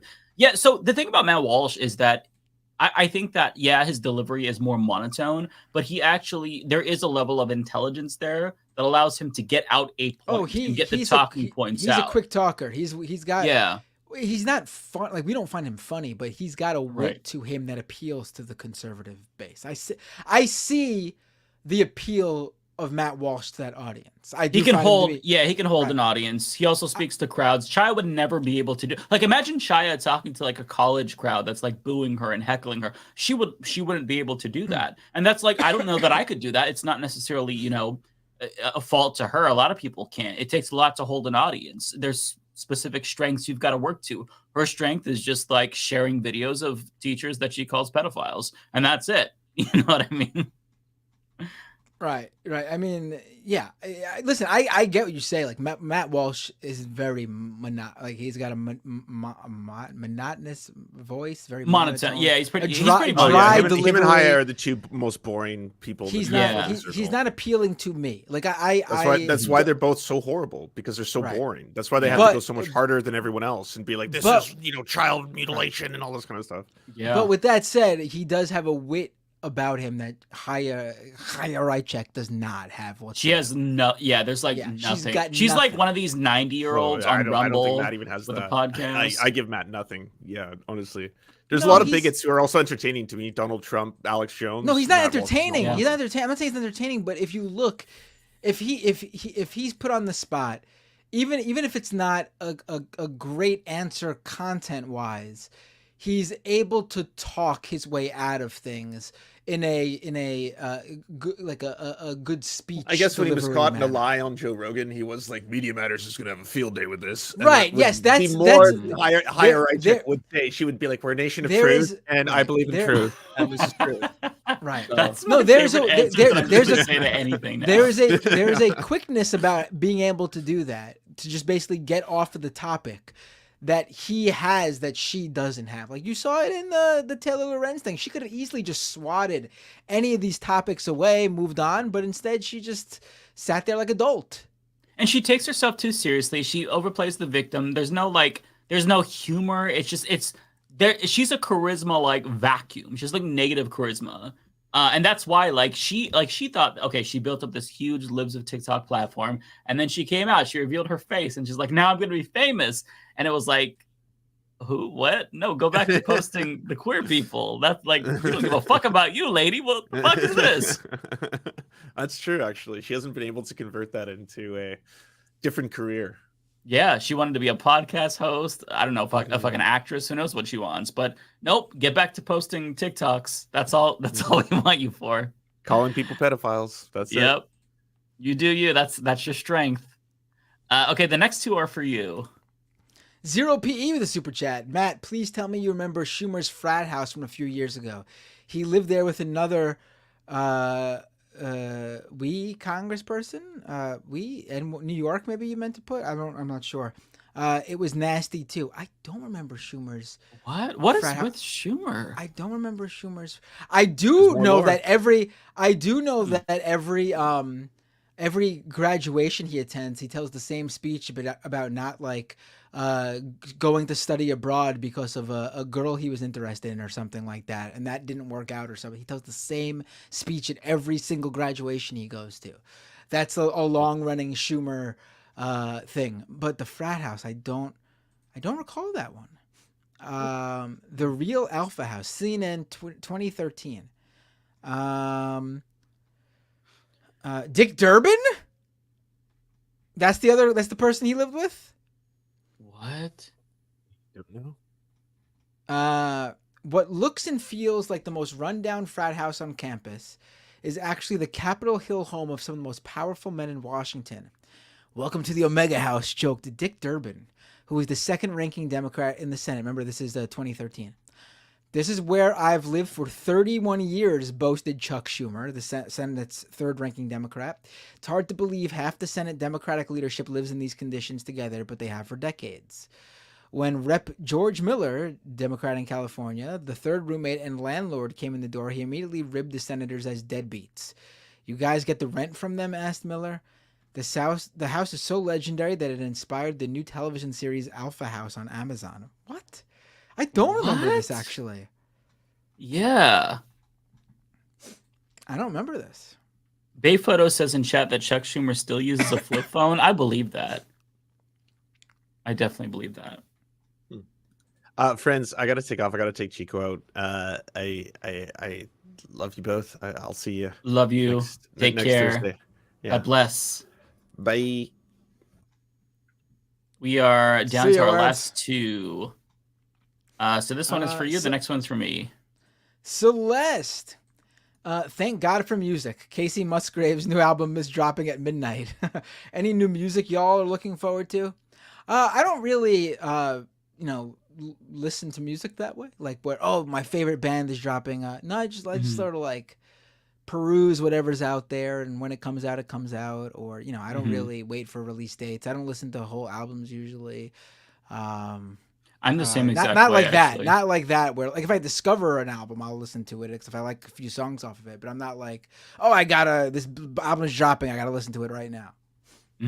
Yeah, I'm the same way. When I was younger, I would be really excited for like certain releases, like there's a Right. new Kanye or Nicki Minaj. Now I just kind of like I'll put on what's popular on like Apple Music and just let it play. And if there's something I like, I'll like add it to a playlist. But yeah, I couldn't even like name a lot of the artists that are in like my playlist. I just listen to it and I recognize the song. Every once in a while, there'll be like an R&B artist that I've been following for a while, and it's like, okay, I'll check out their album. But yeah, I'm just like Matt. Oh, thanks to the Surfs TV for rating me on Twitch. Hello, Surfs TV Whoa, viewers. that's a big channel. If you're unfamiliar with what we do here, it's a show called Leftist Mafia. We talk about I love doing this every week, just like I love pretending someone got kicked off the show every week. We will beat these jokes until they are dead into the ground and keep beating them. I mean, they are already dead into the ground, and here we are still going with them. Okay, Evan Christensen with $4.99. Thank you, sir. Frustration is understandable, but no politician is irredeemable except Republicans, because your opposition today could be an ally tomorrow. I think I kind of disagree. I think that there are politicians that are irredeemable because they have such a big impact that like it's not like a regular person where sometimes we'll fuck up.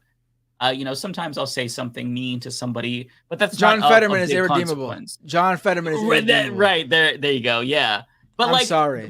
They vote on done. policy of immense consequence, and like what they do sets the agenda for the country. So I feel like, yeah, it's just everything they do is magnified because they have so much power. So yeah, I think that some are irredeemable. John Fetterman being probably the best example.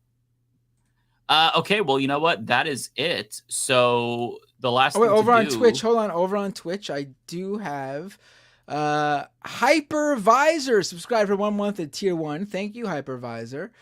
Aussie Kami Plant Later resubscribe with Prime subscriber for 7 months. Thank you, Aussie Kami Plant Lady. Go on more shows, Binder. Spread the lefty good news. Haha. I would if you have a show you watch, doesn't even have to be a politics show. I feel like I'm a pretty entertaining guy all around. But any sort of stream, show, podcast, I don't care. I'll go on anything if they would like me to, if they invite me. So just reach out to them and say, hey, you should have Matt Binder on the show. All right. Do we want to rate Cosmopolitics? Oh, who should we rate? Cosmopolitics? Is that who we... Yeah, she's on. Mm-hmm. She's good people. Let's see. I'm looking for Cosmopolitics. Hold on. Is she on? I don't see her. What's going on here? Yeah, she's on. Oh, there we go. I do see Cosmopolitics. Yeah. Hold on. Don't click that raid button yet. Did we already read everything? Already making sure that we got everybody. Don't want to leave anyone hanging. All right, folks. This was the show. I had a lot of fun. It was a great episode. Anything you want to promote, Mike, before we go? We're ending early, so I feel like we got a minute to promote our stuff. Yeah, everybody go check out my new movie. It's called Dune 2. It's playing in theaters, but yeah, that's it. Oh, you're the guy going, Lisa Lagayib! Yeah, I am. That's me. You're Javier Bardem! I also designed the Wormussy bucket too, so I'm gonna promote that. No, I'm just kidding. No, I don't have anything to promote. But yeah, everybody just watch the videos and always hit the like button, hit that fucking bell. I play Shahaloud in the movie. Do you really? I play Shahaloud, yeah. Okay. Yeah. I play Zendaya's character actually. I don't know the Chani. Johnny, how could you I need to Johnny? I need to watch the first one, so I could see the second one. I saw the first one, but it's been a while, so I want to watch it first. But yeah, that's I play Batista's character, as you can tell from our very similar body types. You do have the same physique, now that you mention it. Me and Batista are basically one and the same. You say Binder, I say Batista. Batista, Binder. Let's call the whole thing. All right, folks. I just rated Cosmopolitics because I had it set up. And Otto did it after a while. Let me do it right now. All right, folks. Yeah. YouTube.com/MattBinder. Subscribe to me there. Twitch.tv/MattBinder. Follow me there. Patreon.com/MattBinder if you would like to. And we will see you all next week. Let me hold on. Take care, everyone. Wait. Don't shut it off yet. I gotta do the raid. Don't stop it yet. Hold on. I won't. 8, 7, 6, 5, 4, 3, 2, 1. All right, hold on. I'm pressing raid now. Cool.